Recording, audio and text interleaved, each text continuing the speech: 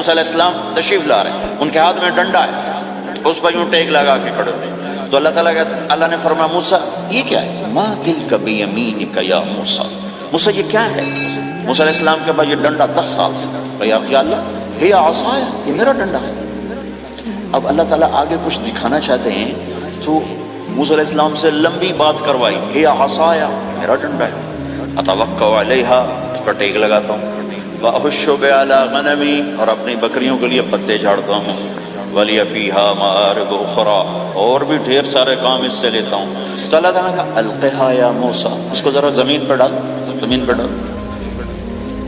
موسیٰ علیہ السلام نے زمین پہ ڈالا، فَإِذَا هِيَ حَيَّةٌ تَسْعَىٰ، وہ یوں اٹھا اور ایک خوفناک سانپ بنا، لمبائی میں بڑے سانپ کی طرح جو افریقہ میں ہوتا ہے، جو پورا بکرا کھا جاتا ہے، پورا ہرن کھا جاتا ہے، اور تیز رفتاری میں جان کی طرح ایک چھوٹا سا سانپ ہوتا ہے، بہت تیز چلتا ہے، اور زہر میں حیہ کی طرح. سانپ کی 3 قسموں کو اللہ نے ایک ڈنڈے میں جمع کر. ایک ہوتا ہے کأنها جان، چھوٹا سانپ جو بہت تیز دوڑتا ہے، فَإِذَا هِيَ حَيَّةٌ زہریلا، فَإِذَا هِيَ ثُعْبَانٌ مُبِينٌ، بہت بڑا، یہاں سے لے کر وہاں تک. تو 3 مختلف سانپوں کو اللہ نے ایک میں جمع کر دیا. وہ تیز رفتاری میں جان کی طرح تھا، زہر میں حیہ کی طرح تھا، لمبائی چوڑائی میں ثعبان کی طرح تھا. جب موسیٰ علیہ السلام نے دیکھا وَلَّا مُدْبِرًا وَلَمْ يُعَقِّبْ، موسیٰ علیہ السلام جو بھاگے تو پیچھے مڑ کے ہی نہیں دیکھا. تو اللہ تعالیٰ نے کہا خذ موسیٰ پکڑو. کہا اللہ میں نہیں پکڑتا.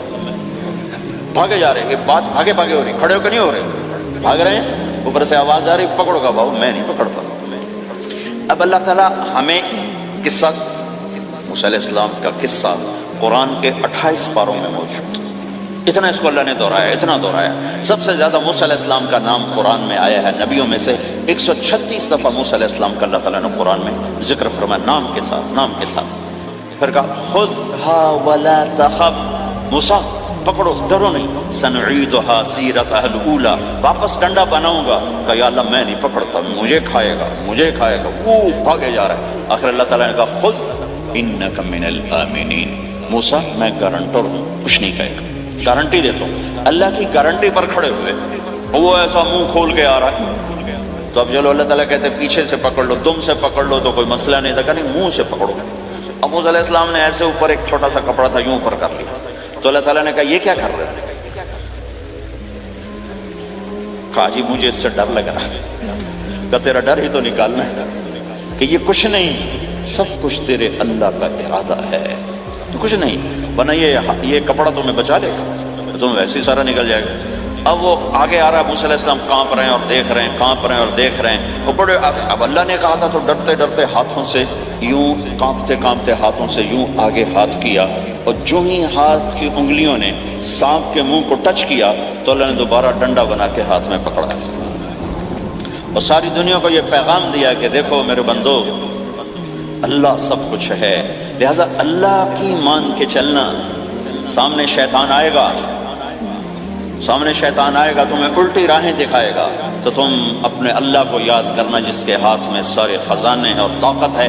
1 سیکنڈ میں اسے سانپ بنایا، اگلے سیکنڈ میں اسے ڈنڈا بنایا، اور پھر موسیٰ علیہ السلام کے ہاتھ میں پکڑایا. نیا نہیں، وہی جو ان کے پاس تھا وہی ان کو واپس کر کے پوری دنیا کے انسانوں کو اور اس امت کو خاص طور پر اللہ تعالیٰ نے یہ سوچ دی کہ اس کائنات میں ایک طاقت ہے، اللہ، جو سب کچھ کر سکتا ہے، اور اس کے چاہے کو کوئی روک نہیں سکتا اور اس کے روکے کو کوئی کروا نہیں سکتا، وہ اللہ ہے. یمسک السماوات والارض ان تزولا، زمین آسمان کو اللہ نے روکا ہوا ہے، اللہ نے روکا ہوا ہے. اگر اللہ یوں چھوڑ دے تو ساری کائنات آپس میں ٹکرا جائے، آپس میں ٹکرا جائے ساری کائنات. یہ الشمس تجری لمستقر لها ذلك تقدیر العزیز العلیم. سورج کو اپنے سورج 6 لاکھ مائل فی گھنٹہ کی رفتار سے دوڑ رہا ہے اور زمین سے 12 لاکھ گنا بڑا ہے، اور اس میں ٹیمپریچر 2.5 کروڑ سینٹی گریڈ تک اس کا ٹیمپریچر چلتا ہے. اور یہ کوئی ٹھوس چیز نہیں، گیسز ہیں، اور ہر سیکنڈ میں اس میں ہیلیم گیس پھٹتی ہے اور وہ ہائیڈروجن میں تبدیل ہوتی ہے. 1 سیکنڈ میں جب وہ دھماکہ ہوتا ہے تو 50 کروڑ ایٹم بم کے پھٹنے کے برابر انرجی پیدا ہوتی ہے. تو اس کے اندر اتنے دھماکے ہو رہے ہیں. پھر وہ ایک گیسز ہیں اور پھر اس کے سامنے سڑک کوئی نہیں، اس کا لیور کوئی نہیں، اس کا ڈرائیور کوئی نہیں ہے، اور اس کی رفتار 6 لاکھ مائل فی گھنٹہ ہے۔ اللہ کہتا ہے میں سیدھا چلا رہا، کوئی اس کو چلا سکتا؟ اتنی تیز رفتار۔ والقمر قدرناہ منازل، چاند کو اس کے ساتھ چلایا، اس کو گھٹایا بڑھایا، حتی عاد کالعرجون القدیم، ایک ٹیڑھی لکڑی کی طرح ہوا۔ للشمس ينبغي لها ان تدرك القمر، سورج چاند میں ٹکر نہیں، ولا اللیل سابق النہار، دن اور رات میں ٹکر نہیں ہے، اس لیے کہ یہ تیرے رب کا بنایا ہوا نظام ہے۔ وما کان ربک نسیا، اور تیرا رب بھول چوک سے پاک ہے۔ وہ جو کرتا ہے حق کرتا ہے، جو کرتا ہے سچ کرتا ہے، جس کو روکتا ہے تو حق ہے، جس کو دیتا ہے تو حق ہے، وہ مارتا ہے تو حق ہے، اور زندگی دیتا ہے تو حق ہے، عروج لاتا ہے تو حق ہے، زوال لاتا ہے تو حق ہے۔ تو اللہ قرآن میں یہ ایک ذہن بناتا ہے کہ تم بیکار نہیں پیدا ہوئے، تمہارے پیچھے ایک طاقتور اللہ ہے جس نے ساری کائنات کو قابو کیا ہوا ہے، اس کے اوپر اس کا نظام چلتا ہے، حکومت چلتی ہے۔ سورج چاند ستارے ہوا، یہ میرا ہاتھ کی یہ حرکت بھی میرے رب کی قسم میرے اللہ سے پوچھ کے ہے۔ میرا اللہ روک دے تو یہ ہاتھ یہیں ہوگا، ہل نہیں سکے گا۔ کتنے لوگ جو ہاتھ اٹھانا چاہتے ہیں نہیں اٹھا سکتے، آنکھ کھولنا چاہتے ہیں نہیں کھول سکتے، بولنا چاہتے ہیں نہیں بول سکتے، چلنا چاہتے ہیں نہیں چل سکتے۔ جس نے چلایا اسی نے بٹھایا، جس نے بڑھایا اسی نے ہٹایا، جس نے زندگی دی اسی نے موت دی، جس نے موت دی ہے وہی موت کے بعد زندہ کرنے والا ہے۔ یہ اس ساری کائنات پر اللہ تعالیٰ اپنے طاقت کے ساتھ حکمران ہے، اور اللہ تعالیٰ یہ ذہن بناتا ہے کہ اس ساری کائنات میں وہ ہوتا ہے جو اللہ چاہتا ہے، وہ نہیں ہوتا جو تم چاہتے ہو، وہ ہوتا ہے جو اللہ چاہتا ہے۔ یہ قرآن کے واقعات ہیں۔ حضرت مریم عیسیٰ علیہ السلام کی والدہ کسی غیر مرد کو دیکھا نہیں، اتنا پردے میں ہے۔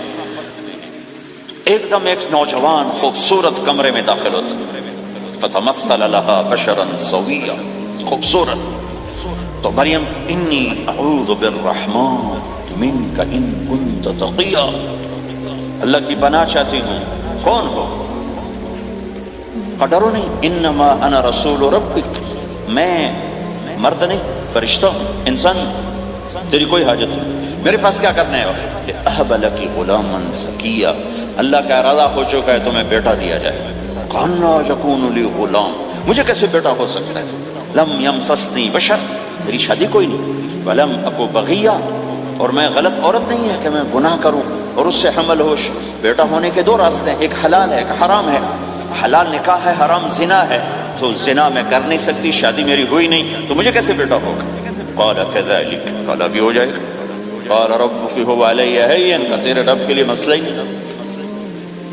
وَلِنَجْعَلَهُ آيَةً لِلنَّاسِ، وہ ایک نشانی ہوگا، وَرَحْمَةً مِنَّا، ایک اللہ کی رحمت ہوگا، وَكَانَ أَمْرًا مَقْضِيًّا، مریم تیرے دنیا میں آنے سے پہلے ہی اللہ فیصلہ کر چکا تھا کہ تجھے بغیر شادی کے ہی بیٹا دینا ہے۔ اب وہ آگے بڑھے وہ پیچھے ہٹے، وہ آگے بڑھے وہ پیچھے ہٹے، پیچھے آ گئی دیوار، اب دیوار کے آگے تو کوئی جا نہیں سکتے، تو یوں لگ کے کھڑی ہوگی۔ تو جبریل آئے، انسانی شکل، یہاں سے پکڑا، ہاتھ کو نہیں ٹچ کیا، یہاں سے پکڑا کرتے کو، اور دور سے کھڑے ہو کر پھونک ماری، ادھر پھونک پڑی، ادھر 9 مہینے کا حمل تیار ہو۔ 1 سیکنڈ، ایسا نہیں کہ حمل ٹھہرا پھر 9 مہینے اٹھایا، ایسا نہیں ہوگا۔ فَحَمَلَتُهُ، فا کا لفظ آتا ہے، فَانْتَبَذَتْ، پھر فا کا لفظ آتا ہے، فَأَجَاءَهَا الْمَخَاضُ، پھر فا کا لفظ آتا ہے۔ فا اور فا یہ عربی زبان میں کسی کام کے فوراً ہونے کو بتا رہا ہے۔ فا کا مطلب فوراً کسی کام کے ہونے کی طرف اشارہ ہوتا ہے۔ تو ادھر پھونک پڑی، ادھر حمل ہوا، ادھر درد ہوا، ادھر وہ بھاگی، وہ درختوں کے اندر جا کر ایک ٹیک لگائی ایک کھجور کے تنے کے ساتھ، اور جاتے ہی بچہ پیدا ہو گیا۔ تو وہ روئیں، یا لیتنی مت قبل ھذا وکنت نسیا منسیا، ہائے میں اس سے پہلے مر جاتی، میرا بھولنا بھی لوگ بھول جاتے، اب میں کیا کروں؟ تو جبریل پھر آ گئے، فناداھا من تحتھا، ذرا پردے میں، اب سامنے نہیں آیا، ذرا پردے میں آئے، کیا بچہ پیدا ہو چکا ہے، کوئی بے پردگی نہ ہو۔ لا تحزنی، ڈرو نہیں، قد جعل ربک تحتک سریا، پر مارا پانی کا چشمہ نکلا ہے۔ وہزی الیک بجذع النخلہ، اور وہ جو کھجور تھی اس اوپر سے کٹی ہوئی تھی، خشک کھجور تھی، خالی اس کا تنا تھا۔ تو جبریل نے کہا اس کو ہلاؤ، اس کو ہلاؤ، تو انہوں نے ہلایا تو ساقط علیک رطبا جنیا، تو تو دیکھے گی کہ یہ کھجور کے اوپر نہ کوئی شاخ ہے، نہ کوئی پھل ہے، نہ کوئی پتا ہے، لیکن جب اس نے ہلایا تو ایک دم تازہ کھجوریں گرنے لگ گئیں، تازہ کھجوریں۔ تو جبریل نے پھر کہا مریم، جو اللہ اس درخت کو بغیر شوق کے پھل دے رہا ہے، تجھے بغیر مرد کے بیٹا دے رہا ہے۔ کلی وشربی وقرری عینا، کھا پی صاف صوف ہو اور آپ سکون پکڑ، سکون میں آ جا، اور جا بعض شہر کی طرف جا، لوگ آئیں گے کہیں گے تو نے یہ کیا کیا، تو تم نے کہنا ہے انی نذرت للرحمن صوما فلن اکلم اليوم انسیا، بھائی میرا تو روزہ ہے، میں نہیں بول سکتی، اس سے بات کرو، بچے سے بات کرو۔ بنو اسرائیل کا روزہ اتنا سخت تھا کہ صرف کھانے پینے کی پابندی نہیں، بولنے پر بھی پابندی لگا دی گئی۔ وہ سچ بھی بولیں تو ان کا روزہ ٹوٹ جاتا تھا، یہ امت جھوٹ بھی بولے تو روزہ نہیں ٹوٹتا، خراب ہو جاتا ہے، ٹوٹتا نہیں۔ تو فأتت به قومها تحمله، بچہ ہاتھ میں اور آئیں بعض شہر میں، قالوا یا مریم لک جیت شیئا فریا، شور مچ گیا، مریم یہ کیا کیا، یا اخت ہارون، ارے ہارون کی بہن، ما کان ابوک امرأ سوء، تیرا باپ ایسا نہیں تھا، وما کانت امک بغیہ، تیری ماں ایسی نہیں تھی، تو نے یہ کیا کیا، تو نے یوں کیا۔ اس کا مطلب تھا روزہ، اور اس کا مطلب تھا اس سے بات کرو۔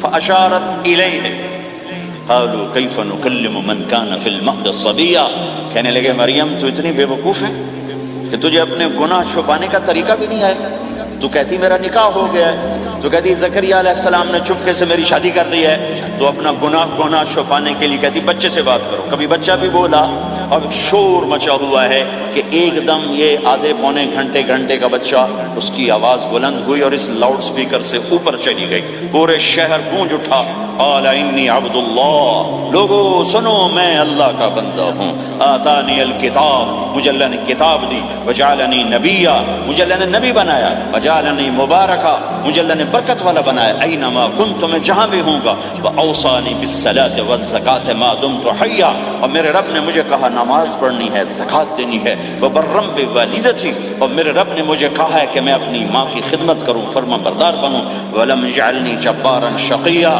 والسلام علی یوم اموت و یوم ابعث، والسلام علی یوم ولدت و یوم اموت و یوم ابعث حیا، میرے اللہ کی میرے اوپر سلامتی ہے، جب پیدا ہوا، جب مروں گا، جب اٹھایا جاؤں گا، ذالک عیسی ابن مریم قول الحق الذی فیہ یمترون، یہ ہے مریم کا بیٹا عیسیٰ علیہ السلام، یہ اللہ کا بیٹا نہیں ہے، یہ مریم کا بیٹا ہے۔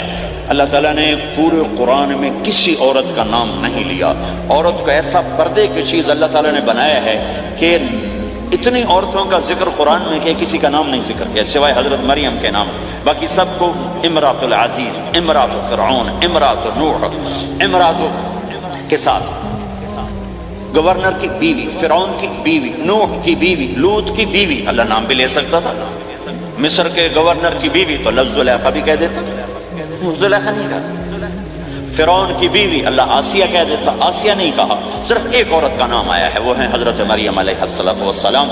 حضرت مریم کا نام اللہ نے اس لیے واضح کیا کہ ایک بہت بڑے طبقے نے اللہ پہ الزام لگایا کہ عیسیٰ علیہ السلام اللہ کا بیٹا ہے، تو اللہ تعالیٰ نے کہا نہیں، اللہ کا نہیں، مریم کا بیٹا ہے، اللہ کا نہیں، مریم کا بیٹا ہے۔ متخذ صاحبۃ ولا ولدا، نہ میری کوئی بیوی ہے نہ بچہ ہے، لم یکن لہ شریک فی الملک، نہ کہ اس کا شریک ہے، ولم یکن لہ ولی من الذل، نہ کہ اس کا مددگار ہے، فکبرہ تکبیرا، اس ایک اللہ کی کبریائی بڑائی کے گن گا، گیت گا، دل میں بٹھا، دل میں بٹھا، دل میں بٹھا، تاکہ سارا وجود اس کے آگے ڈھلتا جائے، چلتا جائے۔ یہ واقعات یہ ذہن بناتے ہیں کہ اس کائنات میں وہ ہوتا ہے جو اللہ چاہتا ہے، وہ ہوگا جو اللہ چاہے گا، وہ ہوا جو اللہ نے چاہا۔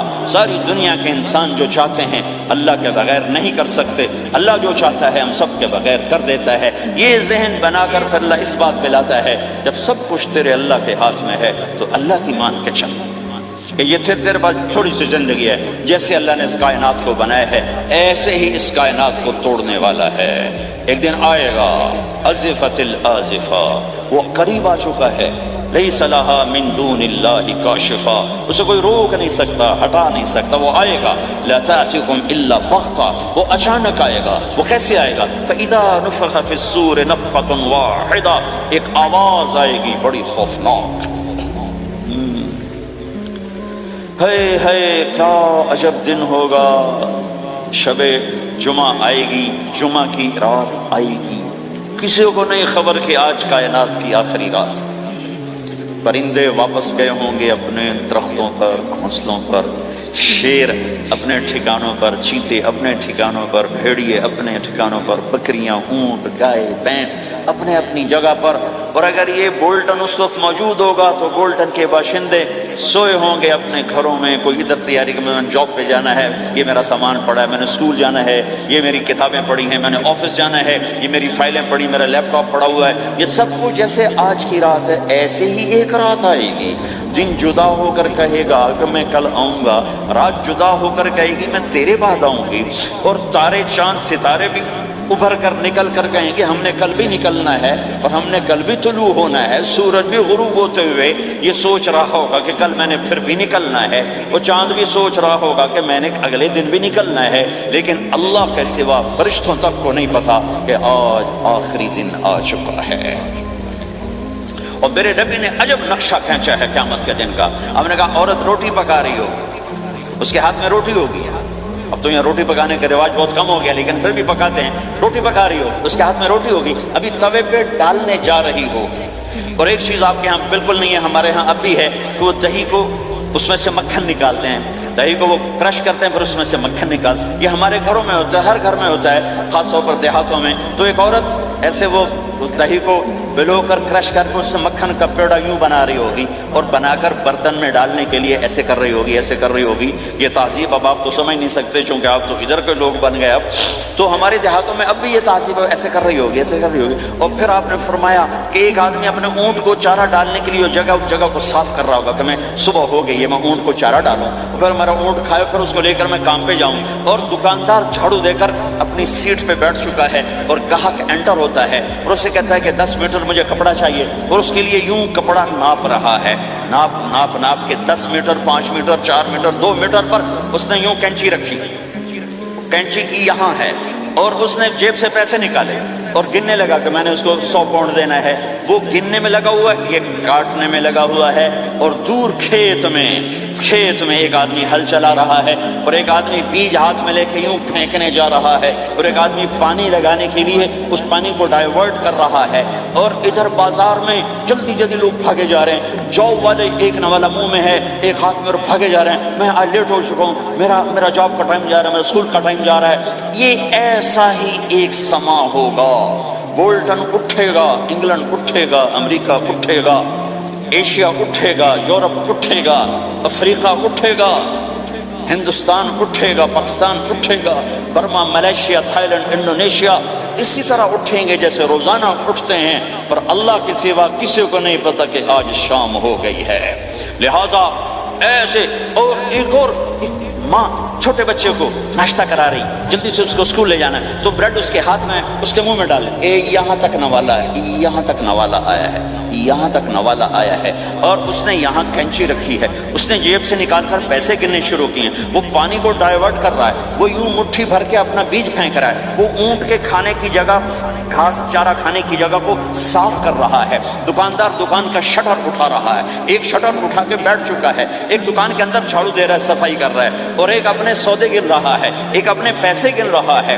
بادشاہ سلامت تاج پہن کر اپنے تخت کو چلنے کے لیے روانہ ہو رہے ہیں، اور آگے پیچھے ان کے باڈی گارڈز کھڑے ہوئے ہیں، اور وہ پورا اسکواڈ کھڑا ہوا ہے، اور ادھر بازار میں، کھیت میں، ہر چیز میں ایک رونق ہے، چہل پہلے، چڑیاں چوں چوں کر رہی ہیں، کوے کائیں کائیں کر رہے ہیں، فاختہ اڑ کے آ رہی، کبوتر اڑ کے آ رہے ہیں، چیل اڑ کے آ رہی، شیر نکلتا ہے شکار کے لیے، چڑیاں نکلتی ہیں کھانے کے لیے، سانپ نکلتا ہے چوہے کے لیے، چوہا نکلتا ہے اپنے غذا کے لیے، بلیاں نکلتی ہیں چھیچڑے کے لیے، کتے نکلتے ہیں ہڈیوں کے لیے، انسان نکلتا ہے روٹیوں کے لیے، کہ ایک دم فَإِذَا جَاءَتِ الطَّامَّةُ الْكُبْرَىٰ، ایک دھماکہ ہوگا، ہائے ہائے، اور وہ کینچی والے کی کینچی یوں گر جائے گی، کپڑا یوں گر جائے گا، نوٹ والے کے ہاتھ سے نوٹ یوں بکھر جائیں گے، بٹوا یوں بکھر جائے گا، بیج والے کا ہاتھ یوں گرے گا، بیج وہیں گر جائے گا، نوالا بنانے والی کے ہاتھ میں نوالا بیٹے کے منہ تک نہیں جائے گا، یوں گر جائے گا، اور روٹی پکانے والے کے ہاتھ سے روٹی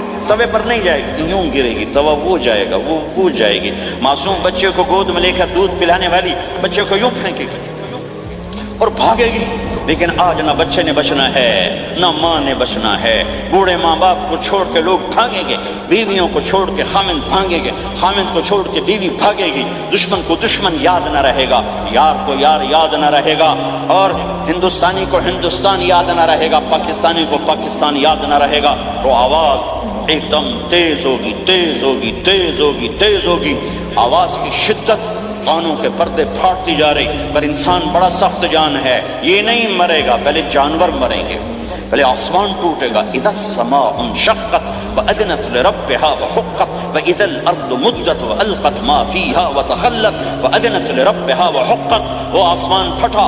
اذا الشمس كورت، وہ سورج ختم ہوا۔ وإذا النجوم انكدرت، وہ ستارے جھڑ گئے، ٹوٹ گئے۔ وإذا الجبال سيرت، پہاڑ ریت بن گئے۔ وإذا العشار عطلت، جانور منہ اٹھا کے بھاگ پڑے۔ اذا السماء انفطرت، آسمان پھٹا۔ وإذا الكواكب انتثرت، ستارے ٹوٹے۔ وإذا البحار فجرت، سمندروں میں آگ لگ گئی۔ وإذا القبور بعثرت، قبریں اکھڑ گئیں۔ انسان ادھر بھاگا ادھر بھاگا، ہر چیز کو تباہ ہوتے دیکھ رہا ہے۔ پہاڑ ریت بن رہے ہیں، جنگلوں میں آگ لگ رہی ہے، سمندروں میں آگ لگ رہی ہے۔ آنکھوں کے سامنے سورج کو بکھرتا دیکھیں گے، اندھا ہوتا جہاں، چاند ٹکڑے ٹکڑے، تارے ٹکڑے ٹکڑے، آسمان ٹکڑے ٹکڑے، اور ان کی ایسی سخت جانی، یہ سب دیکھیں گے۔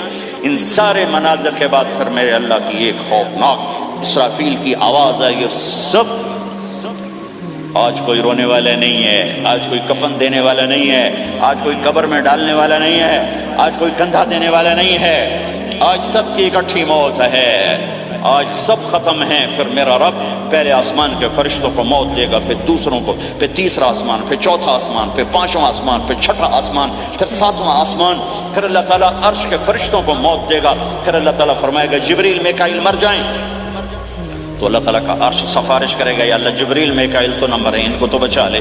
تو اللہ تعالیٰ فرمائیں گے اسکت فقط کتبت الموت علی من کان تحت عرشی، خاموش رہو، میرے عرش کے نیچے سب نے مرنا ہے۔ جبریل مر جائے گا، میکائیل مر جائے گا، پھر اللہ پوچھے گا کون باقی ہے، تو کہے گا یا اللہ اسرافیل جو پھونک رہا ہے وہ باقی ہے اور میں باقی ہوں۔ اللہ کہیں گے اسرافیل مر جائے، تو اسرافیل وہ جو ہاتھ میں لے کے پھونک مار رہے ہوں گے، سور وہ ان کے ہاتھوں سے گرے گا اور اسرافیل میں گرے گا، اور وہ سور یوں اڑتا ہوا اللہ کے عرش کے ساتھ جا کر ٹک جائے گا۔ پھر اللہ فرمائے گا کون باقی ہے؟ اب اسرائیل کی ٹانگیں کانپیں گی، سب کو موت کا ذائقہ چکھانے والا آج خود چکھنے لگا ہے۔ کون باقی؟ دھڑ دھڑ دھڑ دھڑ دھڑ دھڑ ٹانگیں، یا اللہ بس اب تو تیرا یہ غلام باقی ہے، باقی تو سب اتر گئے موت کے گھاٹ۔ تو میرا اللہ تعالیٰ کہے گا مت فإنک خلق من خلق، تو بھی مر جا، تو بھی میری ایک مخلوق ہے۔ او میرے بھائیو، اس مٹ جانے والی دنیا کے پیچھے اللہ کو ناراض نہ کرو۔ اس کی عزت بھی دھوکہ ہے، اس کی شہرت بھی دھوکہ ہے، اس کی دولت بھی دھوکہ ہے، اس کی حکومت بھی دھوکہ ہے، اس کا عروج بھی دھوکہ ہے، اس کا زوال بھی دھوکہ ہے، اس کی عزت بھی دھوکہ ہے، اس کی ذلت بھی دھوکہ ہے، اس کا مال بھی دھوکہ ہے، اور اس کا فخر غربت بھی دھوکہ ہے، اس کی زندگی بھی دھوکہ ہے، سب نظروں کا فریب ہے۔ حضرت علی کا فرمان ہے الناس النیام اذا ما تنتبہ، لوگ سوئے ہوئے ہیں، جب موت آئے گی تو آنکھ کھل جائے گی۔ گھاٹے کا سودا کر کے نہ مرو، گھاٹے کا سودا کر کے نہ مرو، اللہ کو ناراض کر کے نہ مرو، سب چھوڑ کے جانے والی ہیں، سب چھوٹنے والا ہے، لہذا اللہ کو ساتھ لے لو، اللہ کو ساتھ لے لو، اللہ کو ساتھ لے لو۔ سب کو مارنے کے بعد میرا اللہ کہے گا من کان لی شریکا فلیات، کوئی ہے میرے سامنے تو آؤ، من کان لی شریکا فلیات، کوئی ہے میرے مقابلے میں تو آؤ، من کان لی شریکا فلیات، کوئی ہے میری ٹکر کا تو آؤ۔ تین دفعہ۔ پھر اللہ زمین آسمان کو ایک جھٹکا دے گا، پھر کہے گا انا الملک، میں بادشاہ ہوں۔ پھر دوسرا جھٹکا دے گا، کہے گا انا القدوس السلام المومن، میں ہوں قدوس السلام مومن۔ پھر تیسرا جھٹکا دے گا، پھر کہے گا انا المہیمن العزیز الجبار المتکبر، میں ہوں متکبر، جبار، عزیز، مہیمن۔ پھر اللہ تعالیٰ کہے گا این الملوک، بادشاہ کہاں؟ این الملوک، بادشاہ کہاں ہے؟ این المتکبرون، وہ تکبر کرنے والے کہاں ہیں؟ این الجبارون، ظالم کہاں ہیں؟ این المتکبرون، تکبر والے کہاں ہیں؟ کوئی ہو تو جواب دے۔ پھر اللہ تعالیٰ کہے گا لمن الملک اليوم، آج کون ہے بادشاہ، آج کس کی ہے بادشاہی؟ کوئی جواب دینے والا ہے ہی نہیں، تو اللہ خود کہے گا للہ الواحد القہار، آج اکیلے اللہ کی بادشاہ، آج بھی اسی کی ہے، آج بھی اسی کی ہے، پیچھے بھی اس کی تھی، آگے بھی اس کی ہے۔ للہ الامر من قبل ومن بعد، للہ الامر من قبل ومن بعد، ان الحکم الا للہ، الخلق والامر واللیل والنہار وما سکن فیہما للہ وحدہ، ان العزت للہ جميعا، قل ان الامر كله للہ، للہ ما فی السماوات وما فی الارض، وان تبدوا ما فی انفسکم او تخفوه یحاسبکم به اللہ، لہ ما فی السماوات وما فی الارض وما بینہما وما تحت الثرى، وان تجہر بالقول فانہ یعلم السر واخفى۔ وہ کون ہے؟ اللہ۔ وہ کیسا ہے؟ لا الہ الا ہو۔ صفات کیسی ہیں؟ لہ الاسماء الحسنی۔ یہ میرے رب کا پیغام ہے پوری دنیا کے انسانوں کے لیے کہ یہ دنیا امتحان کی جگہ ہے، نہ اپنی مرضی سے آئے ہو، نہ اپنی مرضی سے مرتے ہو، نہ اپنی مرضی سے جیتے ہو، نہ اپنی مرضی سے جاتے ہو۔ لہٰذا اس 4 دن کی زندگی میں تمہیں ٹیسٹ میں ڈالا گیا ہے۔ اللہ کو راضی کرتے ہو، شیطان کو راضی کرتے ہو، اللہ کو مناتے ہو، شیطان کے پیچھے چلتے ہو، اللہ کو مناتے ہو، اپنی طبیعت اور غلام، اپنی طبیعت کا غلام بنتے ہو۔ یہ میرا اور آپ کا امتحان ہے۔ لا الہ الا اللہ میں ایگریمنٹ ہے، یا اللہ تیری مان کے چلیں گے۔ لا الہ الا اللہ ایگریمنٹ ہے، یا اللہ تیری مان کے چلیں گے۔ کیسے تیری مان کے چلیں گے؟ اگلا حصہ ہے محمد الرسول اللہ، تیرے حبیب کے طریقے پر چلیں گے۔ اللہ کو راضی کرنے کا ایک ہی راستہ ہے، عرب کے لیے، عجم کے لیے، کالے کے لیے، گورے کے لیے، سید کے لیے، قریشی کے لیے، ہاشمی کے لیے، پٹھان کے لیے، راجپوت کے لیے، گجراتی کے لیے، ملائی کے لیے، تھائی کے لیے، انڈین کے لیے، سب کے لیے ایک راستہ ہے، ایک راستہ ہے، ایک راستہ ہے، وہ ہے محمد الرسول اللہ۔ جب آپ معراج پہ گئے تو آپ نے کہا یا اللہ، آپ نے ابراہیم کو خلیل بنایا اور موسیٰ کو کلیم بنایا اور داؤد کو لوہا نرم کر کے دیا، سلیمان کو ہوا تابع کر کے دی، اور عیسیٰ علیہ السلام کے لیے مردے زندہ کیے، میرے لیے کیا ہے؟ تو اللہ تعالیٰ نے فرمایا اَوَلَيْسَ قَدْ أَعْطَيْتُكَ أَفْضَلَ مِنْ ذَلِكَ كُلِّهِ، میرے محبوب میں نے آپ کو وہ دیا ہے جو کسی کو نہیں دیا۔ وہ کیا دیا ہے کہ اللہ ذکرت الا ذکرت معی، قیامت تک تیرا میرا نام اکٹھا رہے گا، الگ نہیں ہو سکتا، ایسے رہے گا۔ لا الہ الا اللہ محمد رسول اللہ۔ لا الہ الا اللہ میں 12 حرف ہیں، 12۔ محمد رسول اللہ میں 12 حرف ہیں۔ لا الہ الا اللہ 12 حرفوں سے بنا ہے، لام اور الف، یہ اس کو گنو تو 12 بنتے ہیں، پھر میم اور ہا اور میم اور دال کو آگے تک گنو تو 12 بنتے ہیں، ادھر بھی 12 ادھر بھی 12۔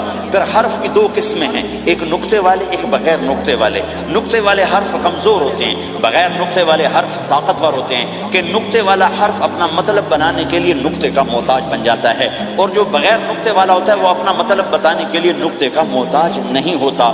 جیم کمزور ہے، ہا طاقتور ہے، ہا کو اپنا مطلب بتانے کے لیے نقطے کی ضرورت نہیں، جیم کو، خا کو اپنا مطلب بتانے کے لیے نقطے کی ضرورت ہے۔ سین طاقتور ہے، شین کمزور ہے، کہ شین کو اپنا مطلب بتانے کے لیے 3 نقطوں کی ضرورت ہے، سین کو اپنا مطلب بتانے کے لیے کسی نقطے کی ضرورت نہیں ہے۔ الف طاقتور ہے، با کمزور ہے، تا کمزور ہے، ہا طاقتور ہے، جیم کمزور ہے، خا کمزور ہے، دال طاقتور ہے، را طاقتور ہے، زا کمزور ہے، سین طاقتور ہے، شین کمزور ہے، صاد طاقتور ہے، ضاد کمزور ہے، تا طاقتور ہے، ضا کمزور ہے۔ یہ میں آپ کو حروف کی بات بتا رہا ہوں۔ جب میرے اللہ نے اپنا کلمہ بنایا، پہلے اپنا نام منتخب کیا اللہ، تو اس میں کوئی حرف نقطے والا نہیں آیا، ٹھیک ہے؟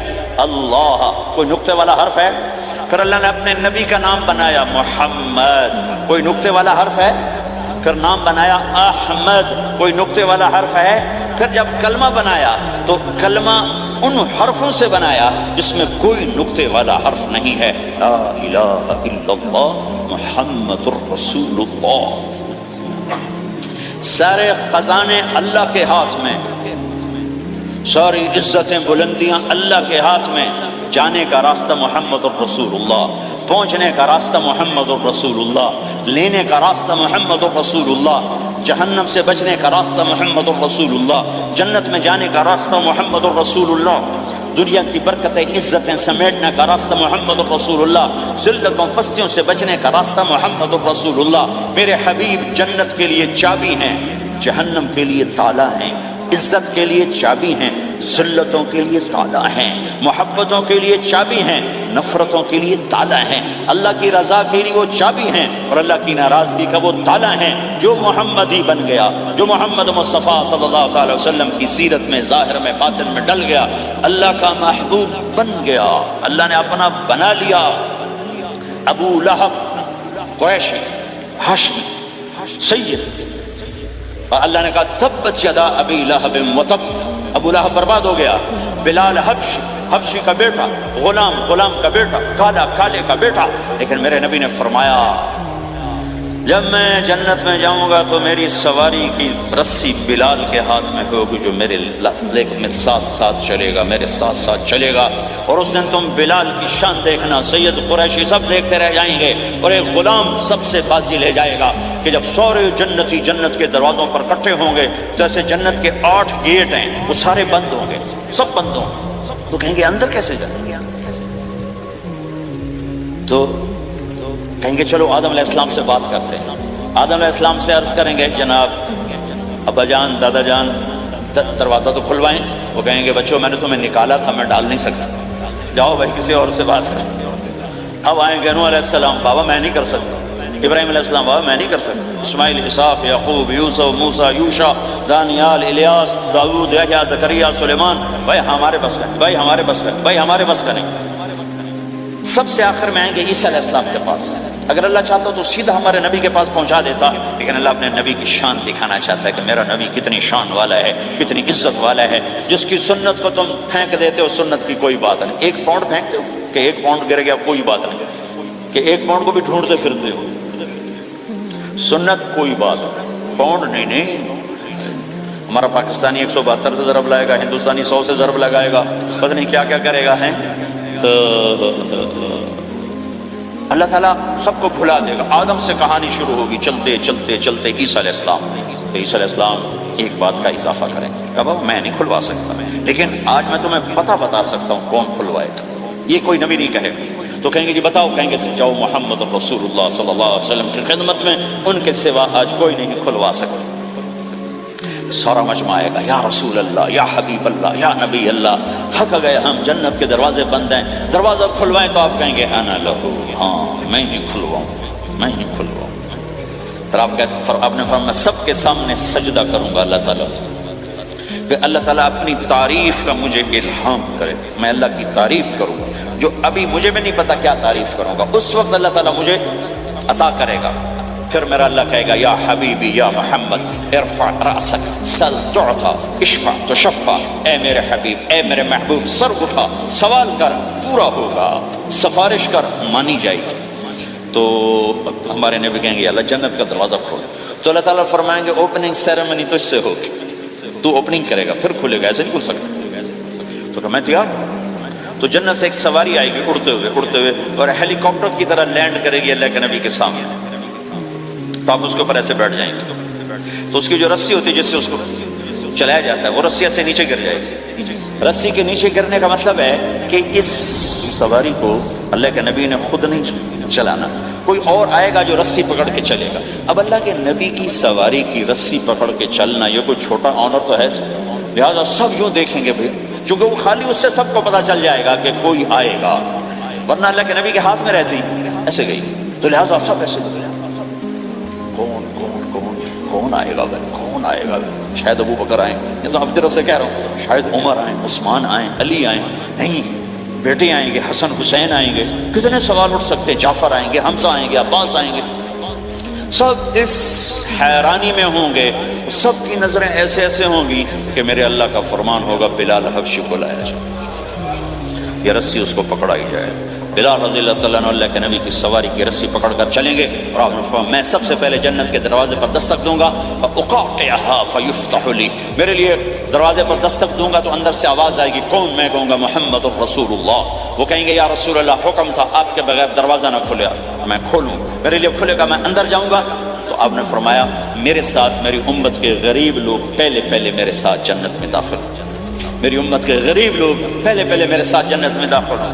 پھر آپ نے ایک عجیب بات فرمائی کہ میں دیکھوں گا کچھ عورتیں مجھ سے آگے نکل جائیں گی، کچھ عورتیں مجھ سے آگے نکل جائیں گی، تو میں ان کو حیران ہو کر پوچھوں گا تم کون ہو جو اپنے نبی سے آگے جا رہی ہو؟ وہ کہیں گے یا رسول اللہ ہم وہ ہیں جو جوانی میں بیوہ ہو گئے اور اپنے بچوں کی خاطر دوسری شادی نہ کی، ان کی تربیت کے لیے دوسری شادی نہ کی، اور اپنے جذبات کو سینے میں دبا کے سو گئیں، ہم وہ ہیں۔ تو اللہ کے نبی نے فرمایا وہ مجھ سے بھی آگے گزر کے جائیں گی۔ ہمارے معاشرے میں کوئی بچی بیوہ ہو جائے، طلاق ہو جائے تو وہ ایک بوجھ بن جاتی ہے، بوجھ بن جاتی ہے۔ میرے نبی نے فرمایا تمہیں وہ صدقہ بتاؤں جس سے بڑھ کر کوئی صدقہ ہی نہیں ہے؟ کیا آپ نے فرمایا کہ میں تمہیں وہ صدقہ بتاؤں جس سے بڑھ کے کوئی صدقہ نہیں ہے؟ تو انہوں نے کہا جی وہ کیا؟ قال الابنۃ المردودہ، جس کی بیٹی کو طلاق ہو گئی یا جوانی میں بیوہ ہو گئی اور لوٹ کے ماں باپ کے پاس آ گئی، اس پہ خرچ کرنا سب سے بڑا صدقہ ہے۔ چونکہ ماں باپ بھی تنگ پڑ جاتے ہیں اور بھائی تو پہلے ہی کہتے ہیں کہاں مصیبت سر پہ آ پڑی ہے، تو میرے نبی نے اس کو کور کرنے کے لیے، کیونکہ زندگی تو حادثات کا نام ہے، ہوتے رہتے ہیں، تو میرے نبی نے فرمایا سب سے اعلیٰ درجے کا صدقہ ہے اس بچی پہ خرچ کرنا جو طلاق ہو کے گھر واپس آ جائے یا بیوہ ہو کے گھر واپس آ جائے، اس پہ خرچ کرنا سب سے اعلیٰ درجے کا خرچ ہے۔ تو ان کی یہ قربانی کہ وہ اللہ کے نبی نے فرمایا مجھ سے بھی آگے آگے جا رہے ہیں۔ آپ نے فرمایا جنت کی چابی میرے ہاتھ میں ہے، اللہ کا جھنڈا میرے ہاتھ میں ہے، کوئی نبی جنت میں جا نہیں سکتا جب تک میرا قدم نہ پڑ جائے، اور کوئی امت جنت میں جا نہیں سکتی جب تک میری امت نہ چلی جائے۔ تو بھائیو اللہ کے خزانوں تک پہنچنے کا راستہ ہے محمد الرسول اللہ، اور چونکہ قیامت تک آپ نے نمونہ بندہ تھا تو اللہ نے اپنے نبی کی زندگی کی ہر شے محفوظ کر دی، کوئی چیز چھپی نہیں ہے۔ آپ کے جسم مبارک سے نکلا ہوا ہر عمل 1435واں سال شروع ہو چکا ہے، محفوظ ہے، مکتوب ہے، موجود ہے۔ کسی نبی کا حلیہ ایسے موجود نہیں جیسے ہمارے نبی کا حلیہ موجود ہے۔ آپ چلتے کیسے تھے؟ یمشی تکفیاً، آپ چلتے تھے کہ جیسے کوئی آدمی اوپر سے نیچے آ رہا ہو تو تھوڑا سا آگے جھک کے چلتا ہے، اور آپ چلتے تھے کہ آپ کے پاؤں کا چلنے کا فاصلہ، قدم سے قدم فاصلہ چھوٹا ہوتا تھا، اور چال میں تیزی ہوتی تھی، چال میں تیزی، فاصلہ تھوڑا، اس طرح آپ چلتے۔ آپ کے دیکھنے کا انداز کیا تھا؟ یہ جل نظرہ الملاحظہ، یوں دیکھتے تھے، شرم کی وجہ سے نظر نہیں اٹھاتے تھے مردوں میں بیٹھ کر، کبھی کبھی یوں آنکھ اٹھاتے تھے تو پھر کسی میں جرت نہیں ہوتی تھی کہ آپ کی آنکھوں میں آنکھیں ڈال کے دیکھ سکے، پھر سارے یوں ہو جاتے تھے، صرف 2 آدمی آپ کو دیکھ سکتے تھے۔ اس وقت جب آپ کی نظر اوپر ہوتی تھی تو 2 آدمی آپ کو دیکھ سکتے تھے، ایک ابو بکر اور ایک عمر، بس۔ آپ مسجد میں داخل ہوئے، آپ کے ادھر ابو بکر تھے، ادھر عمر تھے، سامنے مجمع تھا، آپ نے یوں ابو بکر کو پکڑا، یوں عمر کو پکڑا، یوں ان کے دونوں کے ہاتھ پکڑ کر مجھے دیکھ رہے ہو؟ ہاکذا نحشر یوم القیامہ، قیامت کے دن ہم تینوں یوں اٹھائے جائیں گے کہ میرے دائیں طرف ابو بکر ہوگا اور میرے بائیں طرف عمر ہوگا، اور ہم تینوں یوں اپنی قبروں سے نکلیں گے۔ میرے نبی کا نسب اگر ہمیں نہ معلوم ہو تو ہماری شریعت میں کیا فرق پڑتا ہے، لیکن آدم علیہ السلام تک اللہ تعالیٰ نے اپنے حبیب کا نسب پیڑھی کو سلامت رکھا ہوا ہے۔ محمد بن عبداللہ بن عبد المطلب بن ہاشم بن عبد مناف بن قصی بن کلاب بن مرہ بن کعب بن لوی بن غالب بن فہر بن مالک بن نضر بن کنانہ بن خزیمہ بن مدرکہ بن الیاس بن مدر بن نزار بن معد بن عدنان بن اود بن حمیصہ بن سلامان بن عوز بن بوز بن قموال بن ابی بن عوام بن ناشد بن حزا بن بلداس بن یدلاف بن طابخ بن جاحم بن ناحش بن ماخی بن عیفی بن عبقر بن عبید بن الدعاء بن حمدان بن سنبر بن یثربی بن یحزن بن یلحن بن ارعوا بن عید بن ذیشان بن عیسر بن اقناد بن ایہام بن مقصر بن ناحد بن زار بن سمی بن مزی بن عوض بن عرام بن قیدار بن اسماعیل بن ابراہیم بن آدر بن ناحور بن سروج بن رعو بن فائل بن عابر بن ارفخشاد بن سام بن نوح بن لامک بن متوشال بن ادریس بن یرد بن ملہلیل بن قینان بن آنوش بن شیسر بن آدم علیہ السلام۔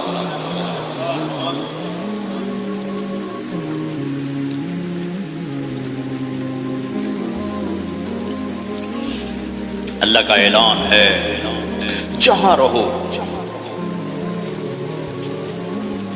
اللہ کے نبی کے طریقوں کو پکڑ کے رہو۔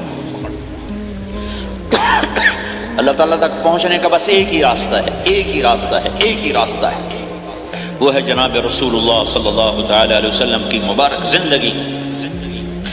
نقل مار لو، نقل مارنے سے پاس ہو نہیں جاتے لوگ۔ ہمارے انڈیا پاکستان میں خوب نقل چلتی ہے، نقل لگاتے ہیں پاس ہو جاتے ہیں۔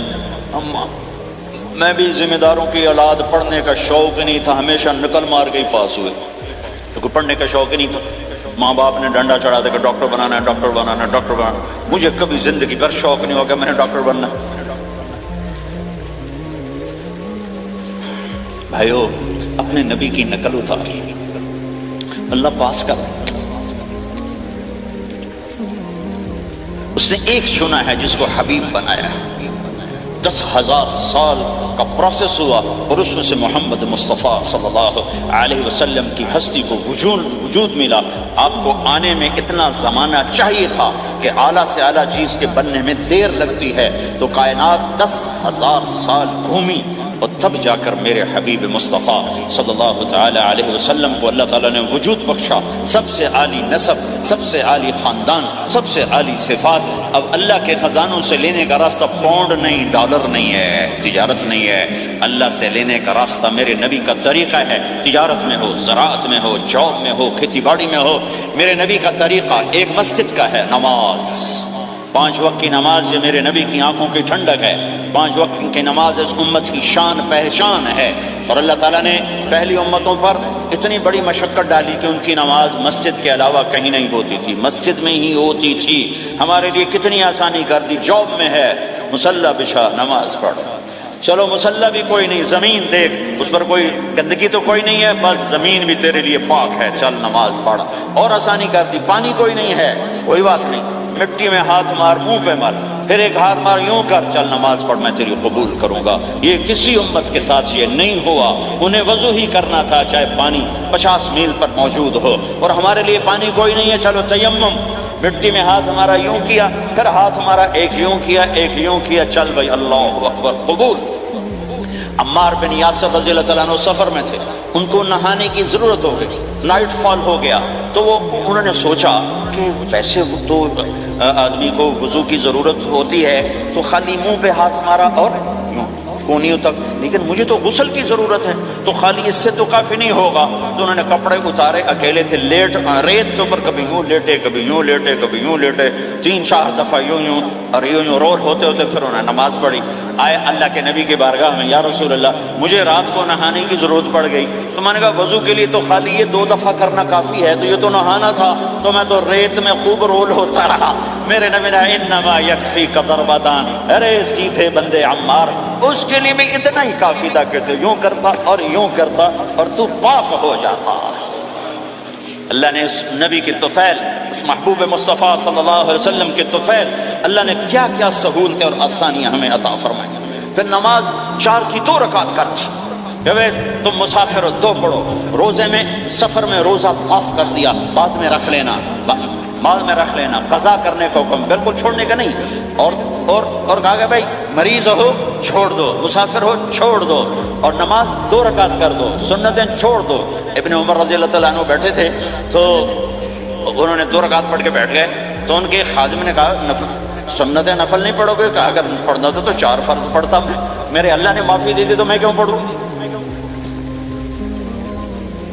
میرے نبی نے سفر میں سنتیں نہیں پڑھی کبھی، اپنی امت کو سہولت دینے، فجر کی سنتیں 2 پڑھتے تھے، اس کے علاوہ سنتیں نہیں پڑھی تاکہ میری امت کو سہولت ہو، آسانی ہو۔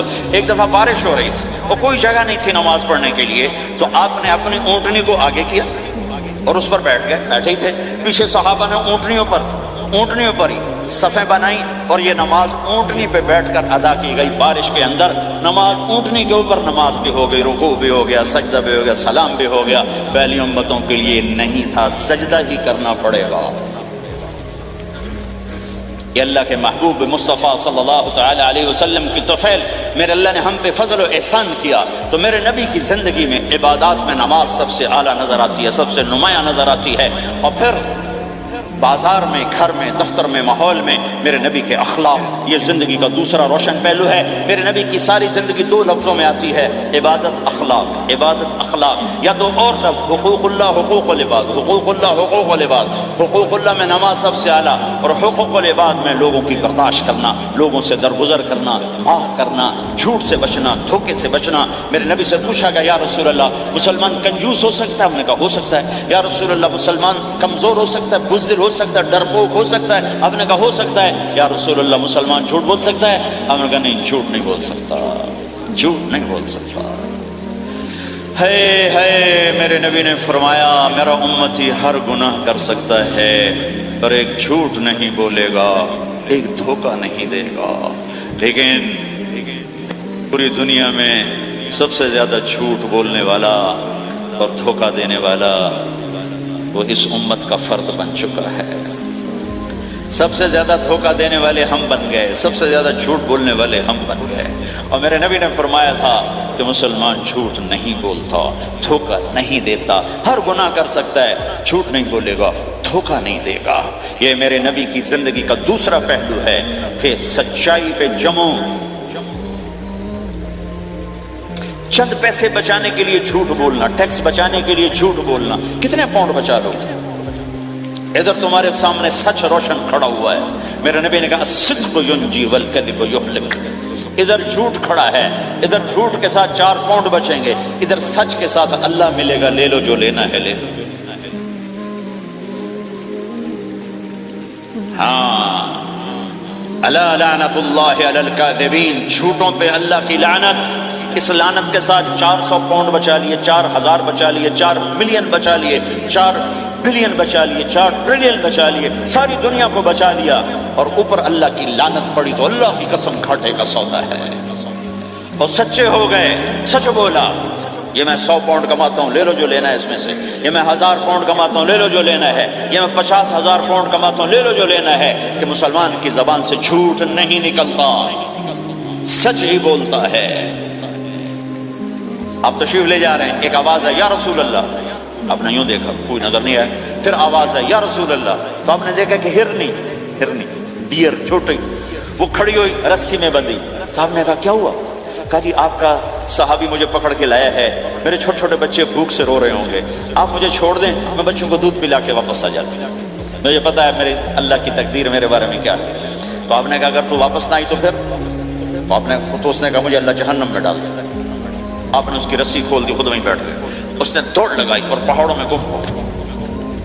تھوڑی دیر کے بعد وہ دوڑتی ہوئی آئی اور آ کے سر یا رسول اللہ میں حاضر ہو گیا۔ تو آپ نے اس کو باندھ کے وہیں آپ بیٹھ گئے نہیں۔ دیر کے بعد وہ صحابی آئے جو نے اس کو شکار کیا تھا، پکڑا تھا، تو کہنے لگے، ان کا یا رسول اللہ آپ یہاں کیسے؟ کہ میں ایک درخواست لے کر آیا ہوں۔ کہ کیا؟ کہ یہ ہرنی مجھے ہدیہ کر دے۔ کہ یا رسول اللہ سب کچھ آپ کا ہے، یعنی بس یہ ہدیہ کر دے۔ یا رسول اللہ حاضر۔ تو آپ نے اس کو لے کر رسی اس کی گردن سے نکالی کہ جا بچی اپنے بچوں کے پاس جا کے خوشی منا۔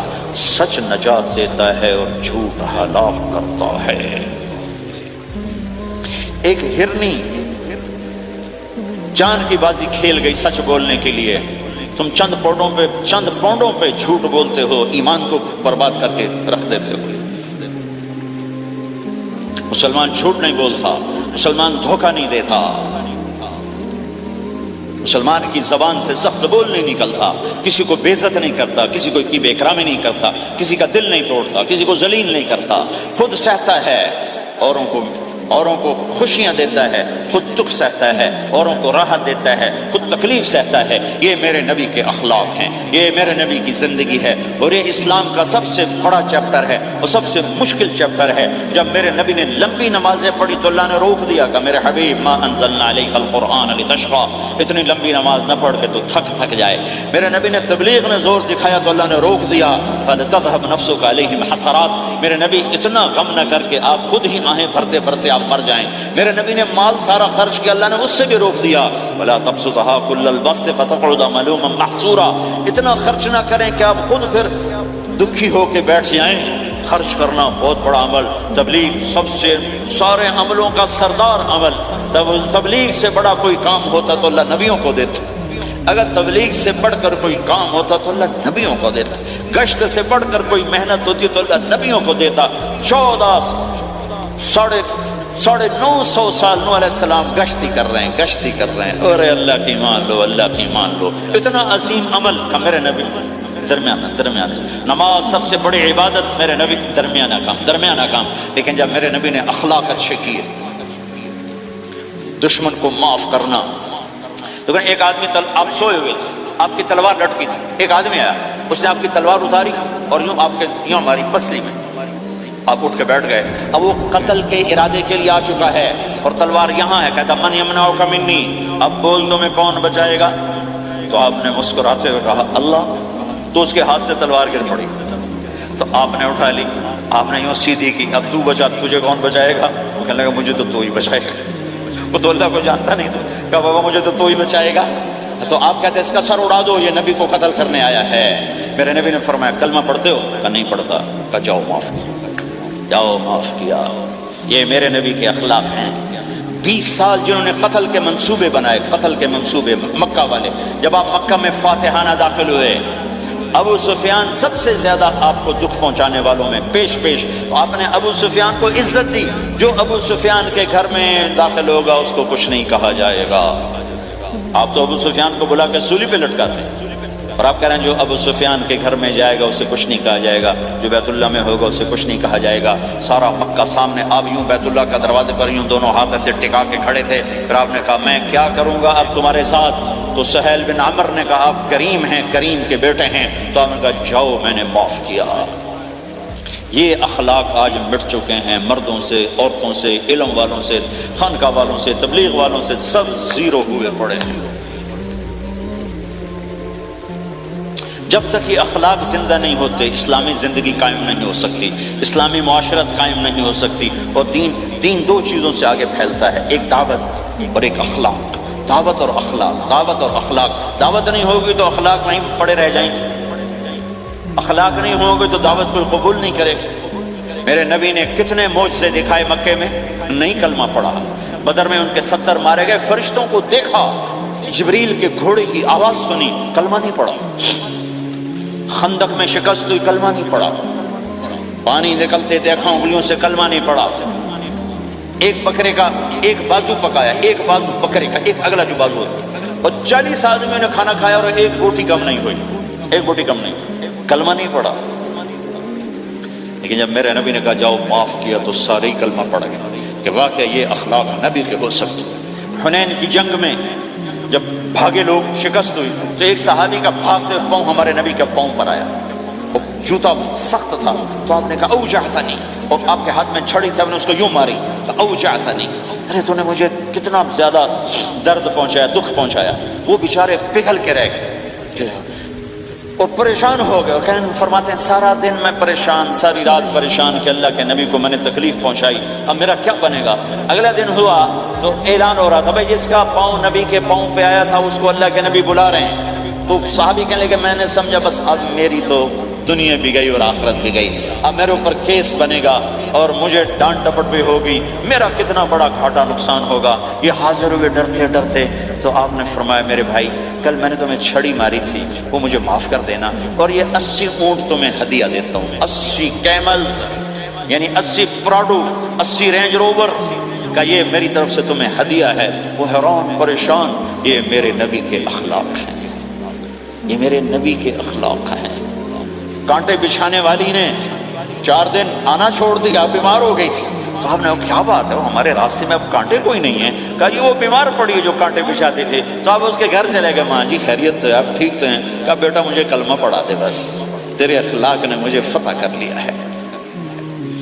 میرے بھائیوں یہ چیپٹر بھول چکے ہیں، بھول چکے ہیں، بھول چکے ہیں. جب تک یہ چیپٹر زندہ نہیں ہوگا زندگی اسلامی نہیں بنے گی، معاشرہ اسلامی نہیں بنے گا، اور آگے قوموں کے لیے اسلام کا دروازہ نہیں کھلے گا.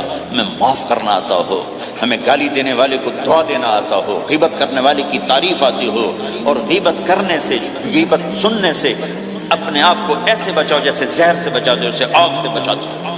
ایک دوسرے کو نفرت کا بول نہ بولو ورنہ ساری زندگی تباہ و برباد ہو جائے گی. میرے رب کی قسم، میرے نبی نے کہا ایک زبان کا بول انسان بولتا ہے وہ جہنم کی گہرائیوں میں گر جاتا ہے، اور ایک زبان کا بول انسان بولتا ہے وہ جنت کے درجات پر چڑھ جاتا ہے.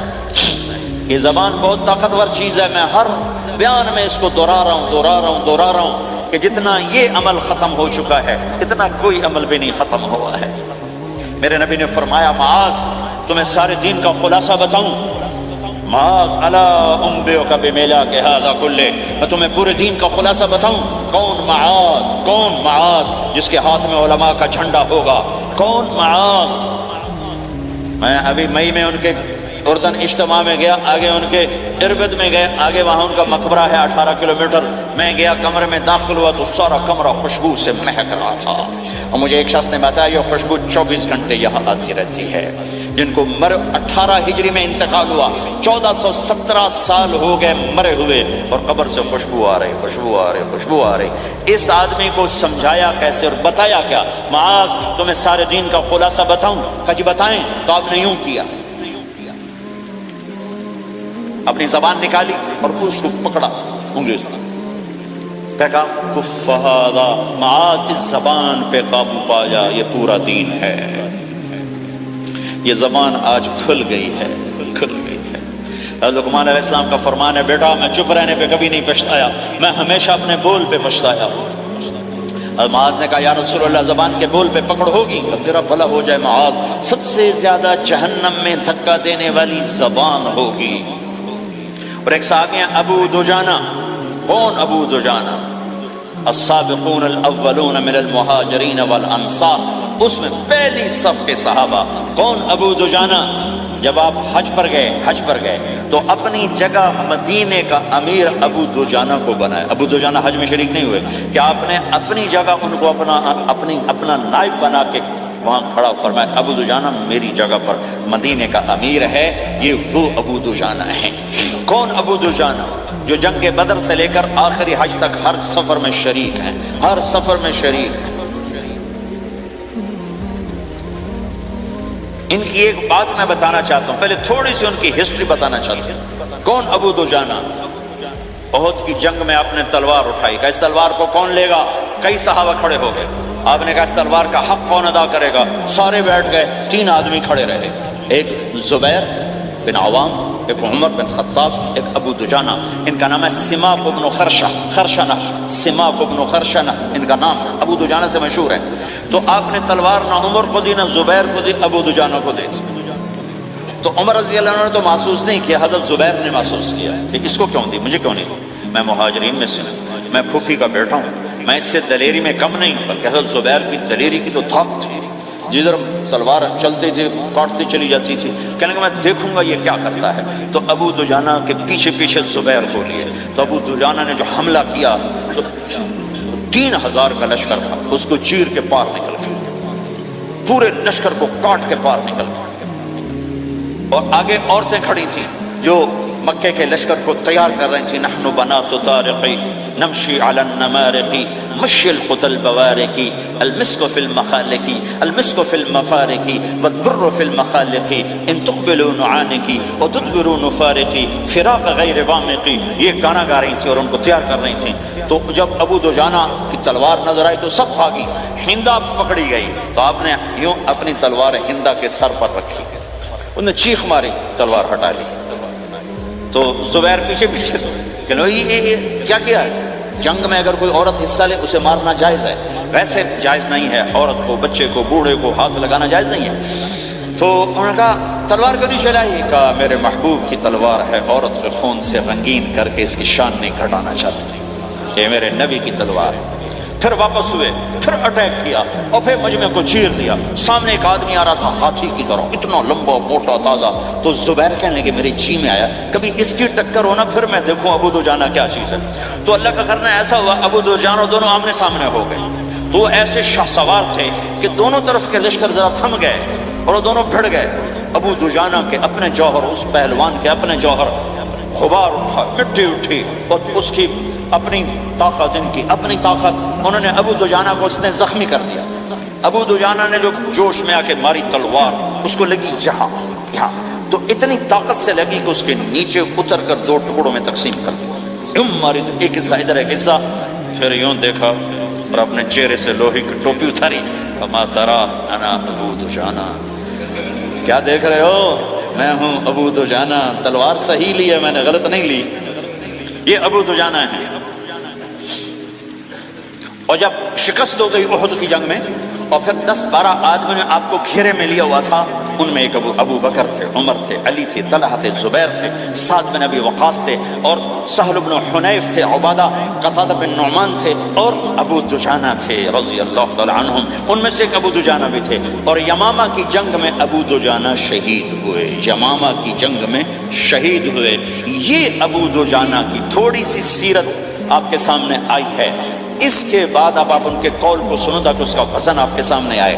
یہ بدر کے شریک ہیں. اللہ کے نبی نے کہا بدر کا صحابی جو مرضی کرے بخشا گیا. یہ صلح حدیبیہ کے شریک ہیں. اللہ نے قرآن میں کہا لقد رضی اللہ، میں ان سے راضی ہو گیا. یہ صحابی ہیں. اللہ نے کہا کلا وعد اللہ الحسنى، اے میرا نبی تیرے ہر صحابی کے لیے جنت کا وعدہ ہے. اور اب یہ کیا کہتے ہیں؟ یہ کیا کہتے ہیں لوگو؟ ان ارجع عملی عند، لوگو میرے پاس، ابو دجانہ میرے پاس بخشش کا سب سے بڑا عمل جانتے ہو کیا ہے؟ بدر نہیں، احد نہیں، حدیبیہ نہیں، خندق نہیں، خیبر نہیں، فتح مکہ نہیں، آخری حج نہیں. کیا ہے؟ کیا ہے لوگو؟ ان ارجع عملی عندی، میرے پاس آخرت میں بخشش کا سب سے بڑا عمل بس ایک ہے کہ ما آذیت احدا بلسانی، میں نے اپنی زبان سے کبھی کسی کو دکھ نہیں پہنچایا. ولا اجد فی قلبی غلا لاحد، اور میرے دل میں کسی کے لیے بغض کوئی نہیں ہے. بس یہ میری بخشش کا عمل ہے. تو بھائیو، نبی کے اخلاق میں دو چیزیں لے لو. ایک زبان سے کسی کو دکھ نہ دو، ایک دل میں کسی کا بغض نہ رکھو. اللہ کی قسم بغیر حساب کتاب کے جنت میں جاؤ. بڑے بڑے جنید بغدادی اور بڑے بڑے معرفت والے تمہیں دیکھتے رہ جائیں گے. تمہاری رفتار اتنی تیز ہوگی کہ تمہیں وہی پکڑ سکے گا جس کا یہ دو عمل تم سے زیادہ اچھا ہوگا. جس روڈ پہ رش ہوتا آپ وہاں سے گاڑی ہٹا لیتے ہو. ادھر نہیں، ادھر رش ہے، وہ آپ وہ سائن وغیرہ آپ کو آ جاتے ہیں کہ بھائی ادھر بلاک ہے، ادھر نہیں جانا، ادھر جانا ہے.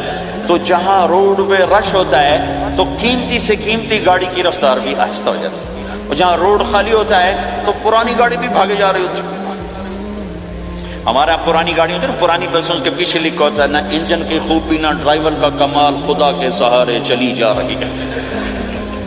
اور جس کے پاس ایسی گاڑی ہو، نہ انجن کی خوبی نہ ڈرائیور کا کمال، تو اگر اس کو روڈ خالی مل جائے تو وہ تو مرسیڈیز والے سے پہلے پہنچے گا، رینج روور والے سے پہلے پہنچے گا، بینٹلی والے سے پہلے پہنچے گا، رولز رائس والے سے پہلے پہنچے گا، جو وہ تو پھنسی کھڑی ہو چکی، اس کا روڈ ہی خالی ہے.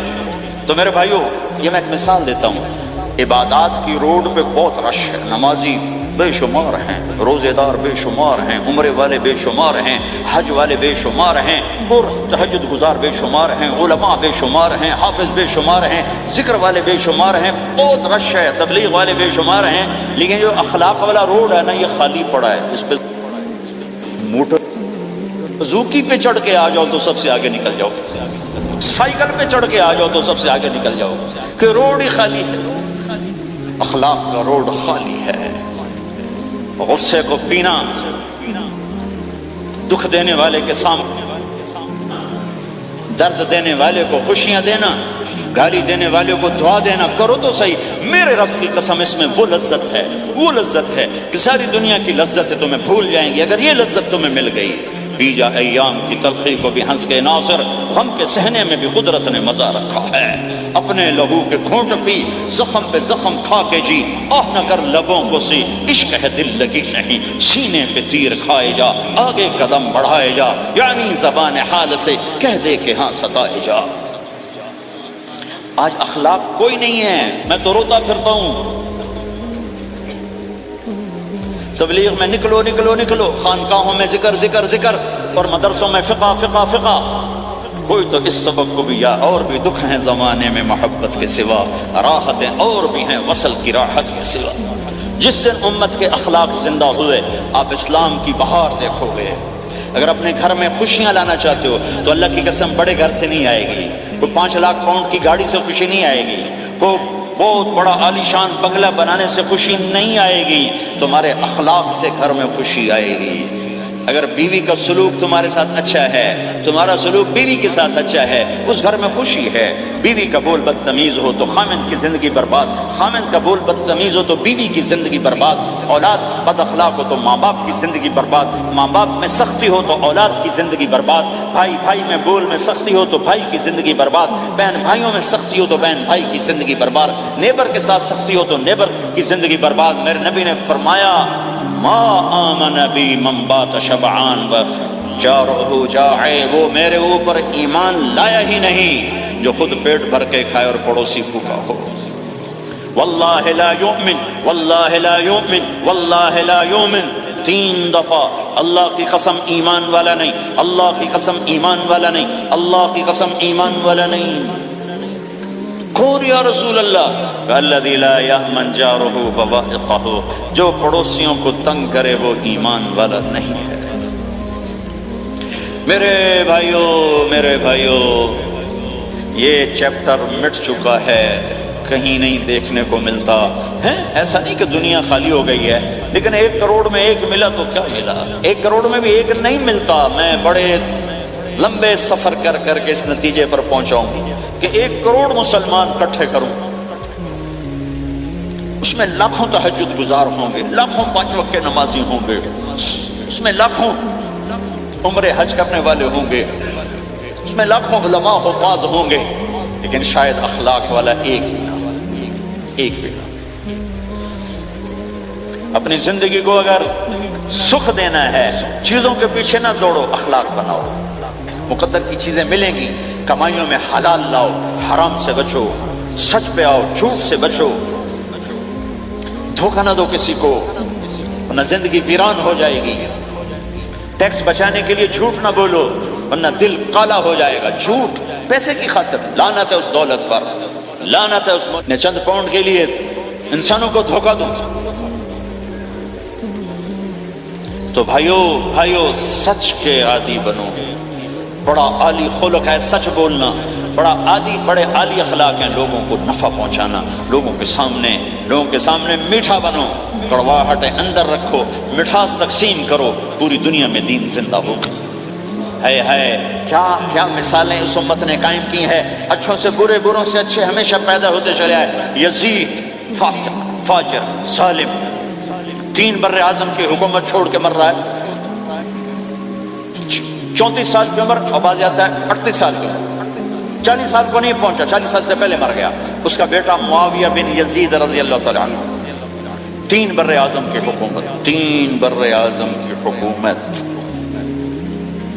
40 دن حکومت، 40 دن پھر اپنے سارے خاندان کو اکٹھا کیا اور کہا دیکھو لوگو، جس حکومت کے نیچے حسین کا خون گرا ہو میں اس حکومت پہ لعنت بھیجتا ہوں۔ یہ ہے تمہاری حکومت، جس کو مرضی دے دو، مجھے نہیں چاہیے۔ 3 بر اعظم کی حکومت چھوڑ دی، صرف 22 سال کی عمر میں، 22 سال کی بھرپور جوانی کی عمر میں حکومت کو لات مار دی۔ میں چند پاؤنڈ کے لیے سچ کو لات مار دوں؟ تو ہمارے تو نوجوان یہاں کی لڑکیوں کو دھوکہ دیتے ہیں، پیپر بنانے کے لیے یہاں کی لڑکیوں سے شادی کرتے ہیں، ان کی زندگیاں برباد کر دیتے ہیں، اپنا ایمان خراب کرتے ہیں، ان کی زندگی خراب کرتے ہیں۔ مسلمان ہی دھوکے باز بن جائے تو لوگوں کو راہبری کون دے، راہبر کون بنے گا؟ تو میرے بھائیو اللہ اس کے رسول کو ڈھونڈنے کے لیے یہ تبلیغ کی محنت ہے۔ در در پھرو اور یہ 2 باتیں بن جائیں، ایک ہماری عبادات ٹھیک ہو جائے، ایک ہمارے اخلاق ٹھیک ہو جائے۔ اس کو لے کر جب ہم پھریں گے تو اللہ کے فضل سے ایک لہر چلے گی جو دنیا کے ہر آخری کونے تک پہنچے گی، ہر گھر کو اللہ تعالیٰ توحید کے نور سے روشن کر دے گا۔ اس کے لیے ہم وقت مانگتے ہیں کہ یہ ایک زندگی ہے جو میرے 1.25 گھنٹے کی تقریر سے 1.5 گھنٹے کی تقریر سے قابو میں نہیں آئے گی۔ اس کو سیکھنے کے لیے وقت مانگتے ہیں۔ نکلو میرے بھائیو، اور آج تک جو اللہ پاک کے ساتھ، اللہ کے رسول کے ساتھ کوئی جنگ کی، اس سے صلح کر لو، کسی سے لڑے ہوئے ہو فوراً صلح کر لو، اس کو بھی منا لو، اس سے بھی مان جاؤ، کسی سے روٹھے نہ رہو، کسی سے قطع تعلق نہ کرو، سب سے سلام کرو، دل کو صاف رکھو۔ ابو دجانہ جیسی ہستی فرماتے ہیں کہ میری بخشش کا عمل یہ ہے کہ زبان سے دکھ نہیں دیا، دل میں بغض کوئی نہیں، اور وہ کہتے ہیں میرا سب سے بڑا عمل ہے۔ اپنے نبی کے اخلاق میں 2 باتیں لے لیں، اس زبان سے کسی کو دکھ نہ پہنچے، دل میں کتنے ہی لوگ ستائیں، بغض نہ رکھو، صاف کرو، دھو دو۔ اور فرائض میں نماز چھوٹے نہیں، اور پھر اس کو لے کر یہ امت پھرے، چونکہ اس امت کا کام بیٹھنا نہیں ہے۔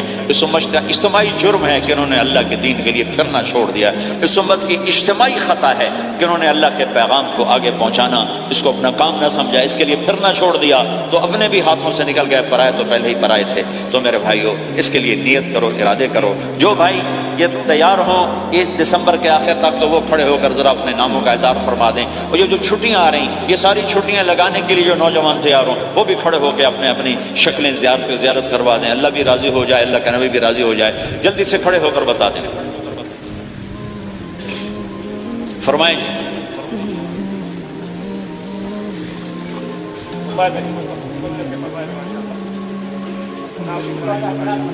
بولو بھائی، یہ چھٹیاں تو ماشاءاللہ ہوتی ہیں، اس میں نوجوانوں کو نکلنا چاہیے۔ اکثر نوجوان بیٹھے ہیں، اٹھو بھائی۔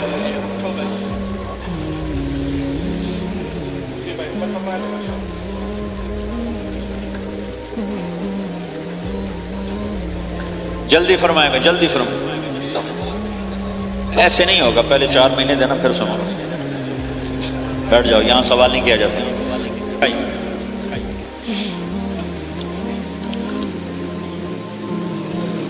جلدی سے بتائیں بھائی، جلدی سے بتائیں بھائی، ان چھٹیوں میں کون نکلے گا اللہ کے راستے میں؟ ان چھٹیوں میں جو نوجوان تیار ہوں کھڑے ہو جائیں۔ ان چھٹیوں میں جو تیار ہیں چھٹیاں لگانے کے وہ کھڑے ہو جائیں۔ چھٹیاں اللہ کے راستے میں۔ ہاں بھائی، فرمائیں جی، فرمائیں جی بھائی۔ اور آپ کے لیے آسان کر دیتا ہوں، اس سال آج کیا تاریخ ہے بھائی؟ 22 نومبر۔ اگلے سال 22 نومبر تک اللہ زندگی رکھے، جو بھائی چلے 4 مہینے کے لیے تیار وہ کھڑے ہو جائیں۔ 1 سال کے اندر، 1 سال کے اندر انشاءاللہ ہم جائیں گے، وہ بھائی کھڑے ہو جائیں۔ 1 سال کے اندر انشاءاللہ ہم نے جانا ہے، ترتیب بنانی ہے، وہ کھڑے ہو جائیں۔ زندگی میں جو کہیں گے ہم نکلیں گے وہ بھی کھڑے ہو جائیں۔ چلو سارے بیریئر ہٹا دیتا ہوں، لو بھائی سب کی تشکیل ہو گئی۔ بیٹھ جاؤ بھائی، ماشاءاللہ بیٹھ جاؤ بھائی، بیٹھ جاؤ، بیٹھ جاؤ۔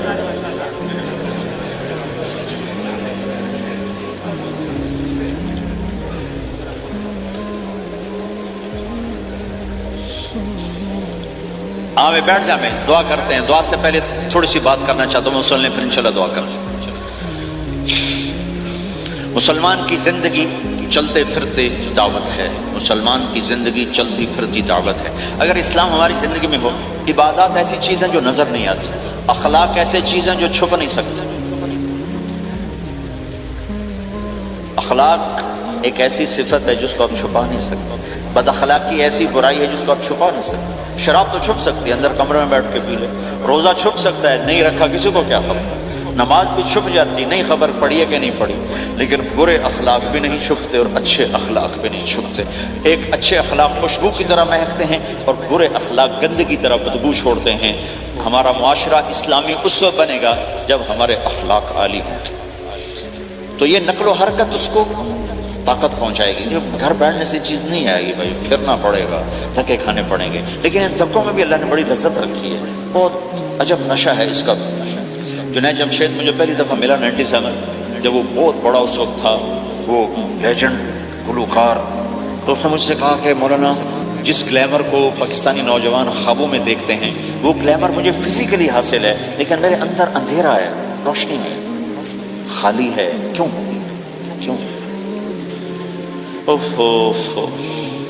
میں نے کہا تمہارے سیدھے گھٹنے میں درد ہو، تم الٹے گھٹنے میں دوا لگاؤ تو فائدہ ہوگا کہ نہیں؟ میں کہا اندھیرا تمہاری روح میں ہے اور تم روشن کر رہے ہو جسم کو، کبھی میوزک سے، کبھی کسی چیز سے، کبھی کسی چیز سے۔ تو عورت، شراب، میوزک، ان کا روح میں کوئی واسطہ ہی نہیں، یہ روح تک جاتی نہیں، ان کی پینیٹریشن جسم تک ہے اور جسم کو کنٹرول روح کرتی ہے۔ جب روح میں بھوک اٹھتی ہے تو وہ پریشانی میں کی شکل میں ظاہر ہوتی ہے۔ تم اللہ سے تعلق بنا لو، یہ سب کچھ ٹھیک ہو جائے گا۔ پھر جب اس نے 3 چیلے شروع کیے تو اس کا مجھے فون آیا۔ ہمارا ایک شہر ہے چھوٹا سا، زلزلے میں ختم ہو گیا تھا، بالاکوٹ۔ تو اس کا مجھے وہاں سے فون آیا کہ مولانا میں ایک پرانی مسجد میں ایک پھٹی ہوئی چٹائی پر لیٹا ہوا ہوں اور جس سکون کو میں 5 سٹار ہوٹل میں دیکھتا تھا، ڈھونڈتا تھا، وہ آج مجھے یہاں مل چکا ہے اور مجھے یوں لگتا ہے میں ہوا میں اڑ جاؤں۔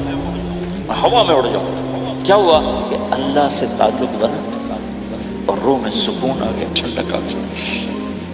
تو ایک گناہوں سے بچنا اور ایک فرائض کو پورا کرنا، ایک اپنے اخلاق کو ٹھیک کرنا، یہ چند ایک کام ہیں جو کر لے گا اللہ اسے آباد کر دے گا۔ جہاں ہم نماز نہ چھوٹے، رمضان آ جائے روزے نہ چھوٹے، زکوٰۃ فرض ہو جائے خوشی سے ادا کریں، اپنی کمائیوں کو حلال پہ لائیں، غلط کاغذات سے، غلط پیپر سے، غلط ہیرا پھیری سے پیسہ نہ بنائیں، یہ پیسہ تباہی کی سوا کچھ نہیں لاتا۔ اپنی حلال کمائی کرو، کہ میرے نبی کا فرمان ہے جو صبح سے شام تک حلال کمانے میں تھکتا ہے اس کے اس دن کے سارے گناہ معاف ہو جاتے ہیں۔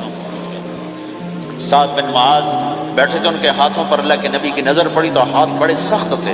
آپ نے کہا سعد تیرے ہاتھ اتنے سخت کیوں؟ کہا جی میں اپنے باغ میں خود کام کرتا ہوں، اس سے یہ سخت ہو گئے۔ تو آپ نے سعد کا ہاتھ پکڑا اور ایسے چوما اور کہا اپنے بچوں کو حلال کھلانے میں بچوں کو حلال کھلانے میں جو ہاتھ ایسا ہو جائے گا اس پہ جہنم کی آگ حرام ہو جائے گی۔ کہ بھائیو حلال ہے، جھوٹ نہ داخل کرو، چاہے کتنے بڑے مفتی فتویٰ دیں کہ ٹیکس بچانے کے لیے جھوٹ بولنا جائز ہے، میں کہتا ہوں نہیں، سچ۔ دو سودے ہیں، ایک طرف چند سو پاؤنڈ ہیں، ایک طرف سچ ہے، جس کو لینا ہے لے لو۔ سچ کو لوگے تو اللہ کے قدموں میں چلے جاؤ گے، اللہ کے حبیب کی چھاؤں میں چلے جاؤ گے، اللہ کی چھاؤں میں چلے جاؤ گے۔ جھوٹ، ہاں صرف جھوٹ بولنا جائز ہے، دو بھائی لڑ پڑے ان میں صلح کرانے کے لیے جھوٹ بولنا جائز ہے۔ میاں بیوی لڑ پڑے تو بیوی کو منانے کے لیے خامند جھوٹ بول سکتا ہے، خامند کو منانے کے لیے بیوی جھوٹ بول سکتی ہے۔ اس کے علاوہ جھوٹ نہیں ہے، سچ کے ساتھی بنو۔ اللہ کی قسم وہاں سے رزق آئے گا جہاں سے وہم و گمان بھی۔ پھر آپ اس حکومت کو دھوکہ دیتے ہو جو آپ کی ہمدرد۔ ہماری حکومتیں تو خود بھی چور ہیں تو ان کو چور پڑے ہوئے، چوروں کو چور پڑے ہوئے۔ تمہاری حکومتیں تو چور نہیں ہیں تو تم پہ خرچ کرتے ہیں۔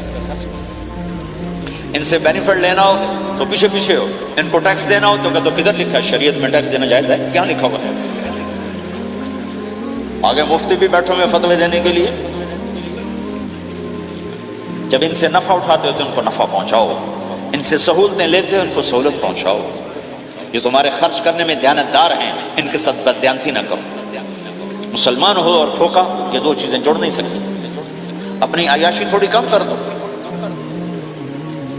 تو اللہ اس میں برکت دے گا۔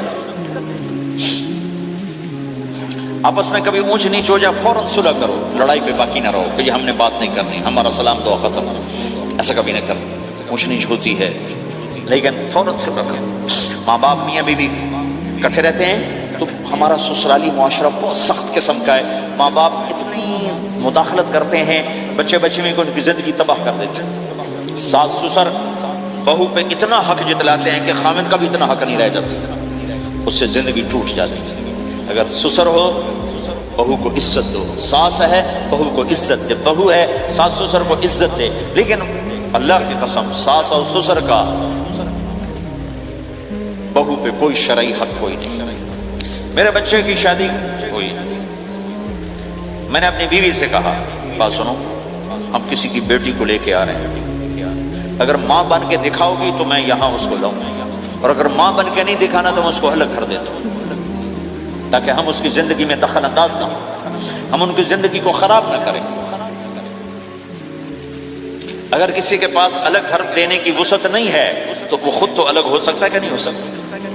ایک ہی گھر میں رہتے ہیں، الگ گھر کی وسعت نہیں تو دونوں باہر نکل جاؤ، بچوں کی زندگی سے باہر نکل جاؤ، اپنا ان پر حاوی نہ کرو ورنہ آپ خود بھی برباد ہو جاؤ گے، ان کو بھی برباد کر دو۔ کتنی طلاقوں کے پیچھے ساس اور سسر ہے، کتنی طلاقوں کے پیچھے میاں بیوی کی آپس کی بدتمیزی ہے کہ اس ماحول میں برداشت کرنے کا رواج ہی ختم ہو گیا۔ برداشت نہیں کرنا، بڑا نقصان سہنا ہے، چھوٹا نہیں سہنا ہے۔ ڈائمنڈ کیسے بنتا ہے؟ ڈائمنڈ کاربن ہے، وہ ڈائمنڈ کیسے بنتا ہے؟ وہ پریشر کو برداشت کرتا ہے، چمکا کے اسے ڈائمنڈ بنا دیتا ہے۔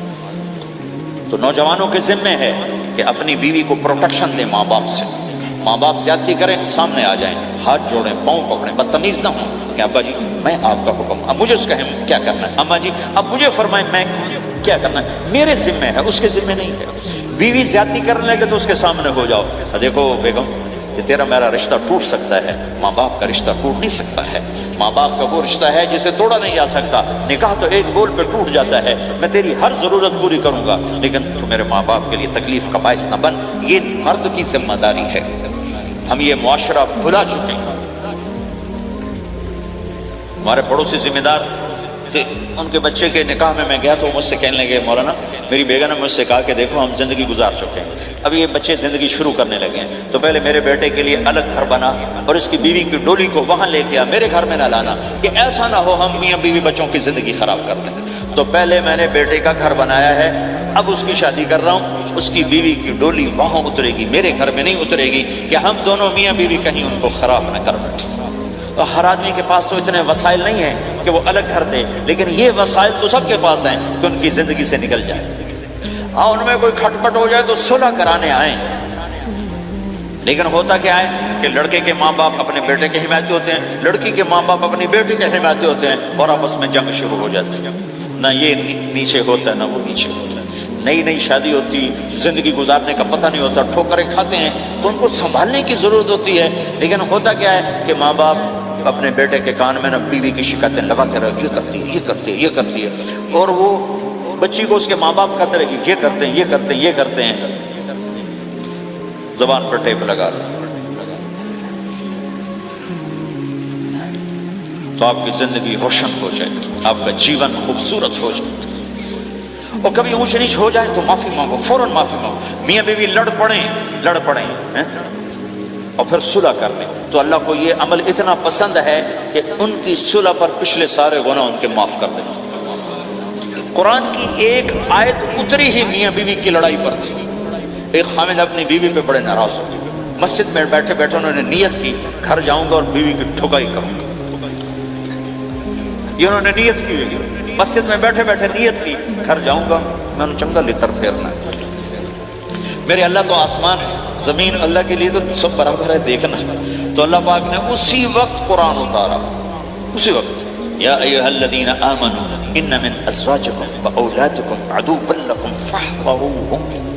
اے ایمان والو، بیوی بچے اولاد، عدوکم نہیں کہا، عدوا لکم، بیچ میں لام لائے ہیں، یہ بتانے کے لیے کہ عدو اصلی معنی میں نہیں ہے، یہ اس معنی میں ہے کہ اے ایمان والو، تمہارا بیوی بچوں کے ساتھ ٹھاٹھیا ہو سکتا ہے، کھٹ پٹ ہو سکتی ہے، جھگڑا چھوٹا موٹا ہو سکتا ہے، کیا کرنا ہے؟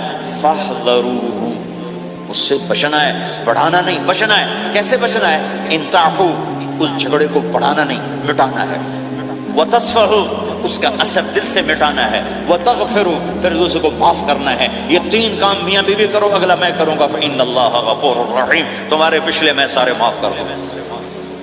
تو اگر اس مجمع میں کوئی بیوی سے لڑا بیٹھا ہے تو جاتے جا کے صلح کر، کوئی ماں باپ سے لڑا بیٹھا ہے تو جاتے جا کے صلح کر، کوئی ماں باپ بچوں سے ناراض ہیں، جا کے خود مان جائیں۔ اس ماحول میں بچوں کو پیار سے لے کے چلنے کی ضرورت ہے۔ میرے نبی کی زندگی محبت کا شاہکار ہے، ساری زندگی کسی کو ڈانٹا نہیں، ساری زندگی کسی کو ڈانٹا نہیں، اپنی وجہ سے، اپنی وجہ، کسی پہ ہاتھ نہیں اٹھایا، اپنی وجہ سے۔ حسن فرماتے میں نے 10 سال اللہ کے نبی کی خدمت کی، ایک دفعہ نہیں کہا یہ کیوں کیا، ایک دفعہ نہیں کہا یہ کیوں نہیں کیا۔ تو بھائیو، یہ خوبصورت زندگی ہے۔ آپ یہاں تو خادم نہیں ہوتے، سارا گھرانہ ہی خادم ہوتا ہے۔ تو میں پاکستان میں ہوں تو میں اگلا چیپٹر بیان کرتا ہوں کہ نوکروں کے ساتھ بھی اچھا سلوک کرو۔ وہ یہاں ہے ہی نہیں، تو آپ پہ بانڈے مانجنے، آپ پہ ڈالر صاف کرنا ہے، آپ پہ گڈی صاف کرنی، ڈرائیور بھی آپ پہ تھے، مالک بھی آپ پہ، پٹرول بھی آپ پہ پاؤ میں، چنگا انگلینڈ ہے، پٹرول بھی آپ پہ پاؤ، ہوا بھی آپ پہ بھرو، 2.5 لاکھ کی گاڑی یا ڈرائیور آپ پہ، ہماری 2.5 لاکھ پاؤنڈ کی، ہماری 2.5 لاکھ کی سزوکی ہوتی ہے، ہمارا نوکر بیٹھا گاڑی چلا رہا تھا۔ نوکر تو اللہ کی بڑی نعمت ہے، تم اس سے محروم ہو۔ کچھ اس کے فائدے بھی ہیں، کچھ نقصان بھی ہیں، لیکن فائدے زیادہ ہیں۔ ہمارے بچے اتنے سست ہو جاتے ہیں کہ پانی کا گلاس کہو تو اٹھ کے ہی نہیں دیتے، وہ آگے نوکر کو بلاتے۔ میری اپنی، میرے ابا جی مجھے کوئی کام کہتے، اتر جا، میں نا انہوں صد کیا، تو میں جا ابا جی آگے انہوں صد کیا، میں خود نہیں جاتا، ایسی سستی پڑ جاتی۔ یعنی تمہیں اپنی حماقت سے بتا رہا ہوں، سردی میں لیٹا ہوا تھا تو میری رضائی گر گئی، تو میں نے باہر سے نوکر بلایا، میں کہا بشیرہ او جی اور آمینہ رضائی میری اتنے پا، تو اس نے اپنا سنا رہا ہوں۔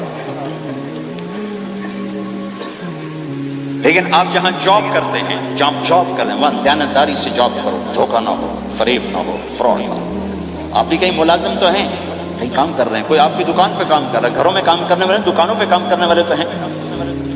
اور جن لوگوں کے پاس پیپر نہیں ہوتے ان کو اتنے تھوڑے پیسے دیتے ہیں کہ وہ بیچارے روٹی بھی نہ کھا سکتے، تو بھائی یہ لینے چونکہ ان کو پتہ ہے کہ بیچارہ پھنسا ہوا ہے اور کہیں نہیں جا سکتا ہے، تو ایسا نہ کرو، یہ ظلم نہ کرو۔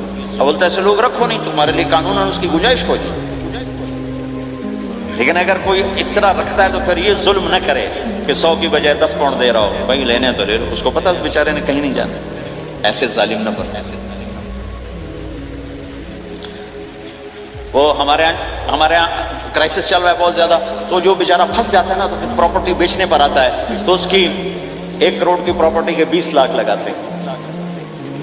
میں گزر رہا تھا مال ٹاؤن میں، ایک دوست کے پاس ٹھہرا تھا، وہ پراپرٹی ڈیلر تھا، تو ہم صبح واک کر رہے تھے تو ایک گھر کے قریب سے گزرے، کچھ 6 کنال کا گھر تھا، مجھ سے کہنے لگا مولانا اس گھر کی قیمت ہے 24 کروڑ، 24 کروڑ کا گھر ہے فزیکلی، لیکن اس کا مالک پھنس چکا ہے قرضوں میں، اب اس کو بیچنا چاہتا ہے، تو 18 کروڑ سے اوپر 1 پیسہ نہیں کوئی لگا رہا، اور یہ اس بیچارہ بیچے گا، یہ 8 کروڑ کا لاس دے کر 6 کروڑ کا لاس دے کر بیچے گا جو مجھے پھنس چکا ہے۔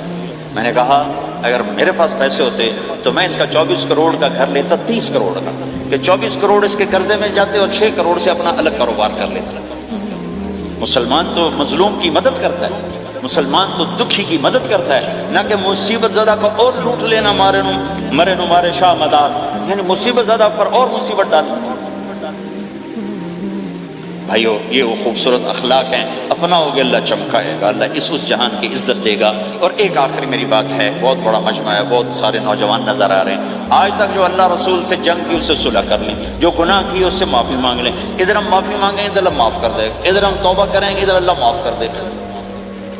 اور آپ تو ماشاءاللہ سارے بہت اچھے بیٹھے ہوئے ہیں۔ میرا ایک شاگرد ہے مولوی امجد، کراچی میں امام مسجد، اس کے پڑوس میں ایک عورت تھی، وہ لڑکیاں سپلائی کرنے کا کام کرتی تھی، کتنا ذلیل کام، اور سال ہا سال اس کے بیٹے سے اس میرے شاگرد نے دوستی لگائی اور میرے بیان کی کیسٹ دے دی، کہا بھائی یہ سن لینا، میرے استاد جی کی کیسٹ۔ اس نے گھر میں جا کے لگا لی، اس کی ماں چلتے پھرتے کانوں میں آواز پڑ رہی ہے، آخر وہ آ کے بیٹھ گئی، کہنے لگی سنا مجھے بھی سنا، تو اس نے سارا سنا، پھر کہا دوبارہ سنا، پھر سنا، کہا دوبارہ سنا، پھر سنا، تو کہنے لگی یہ کون ہے؟ کہا پتہ نہیں کون، تمہیں کس نے دی؟ کہا یہ امام مسجد نے۔ تو میں بچے کا ہاتھ پکڑا اور آ گئی دروازے پر، اسے لوگ تراویح پڑھ کے باہر نکل رہے تھے، کہنے لگے میں نے امام صاحب سے ملنا ہے، وہ آ گئے، کہا جی یہ کیسٹ آپ نے دی؟ یہ کون ہے؟ کہا میرے استاد ہے۔ کیا نام ہے؟ طارق جمیل۔ اچھا، انہوں نے توبہ کی بڑی بات بتائی ہے، تمہیں پتہ ہے نا میرا کیا کام ہے؟ کہا میری توبہ قبول ہو سکتی ہے؟ کہا کیوں نہیں اما جی ہو سکتی۔ کہا ٹھیک ہے پھر میں اللہ کو گواہ بناتی ہوں، میری توبہ۔ اور اس نے مسجد میں آنا شروع کر دیا، تراویح میں 5واں روزہ ہے، اور دعا مانگتی ہے اللہ اگر میری توبہ قبول ہے تو مجھے اپنے پاس بلا لے، یا اللہ اگر میری توبہ قبول ہے تو مجھے اپنے پاس بلا لے۔ 29ویں روزے سجدے کی حالت میں اللہ نے اٹھا لیا۔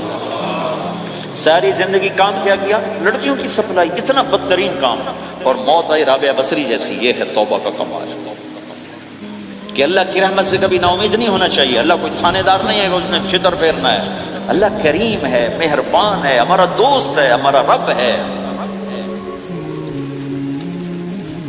تو جب کبھی خطا ہو فوراً توبہ کرو، فوراً توبہ کرو، انشاءاللہ ایک دن آئے گا کہ اللہ ہمیں اپنی توبہ پہ پکا کر دے گا۔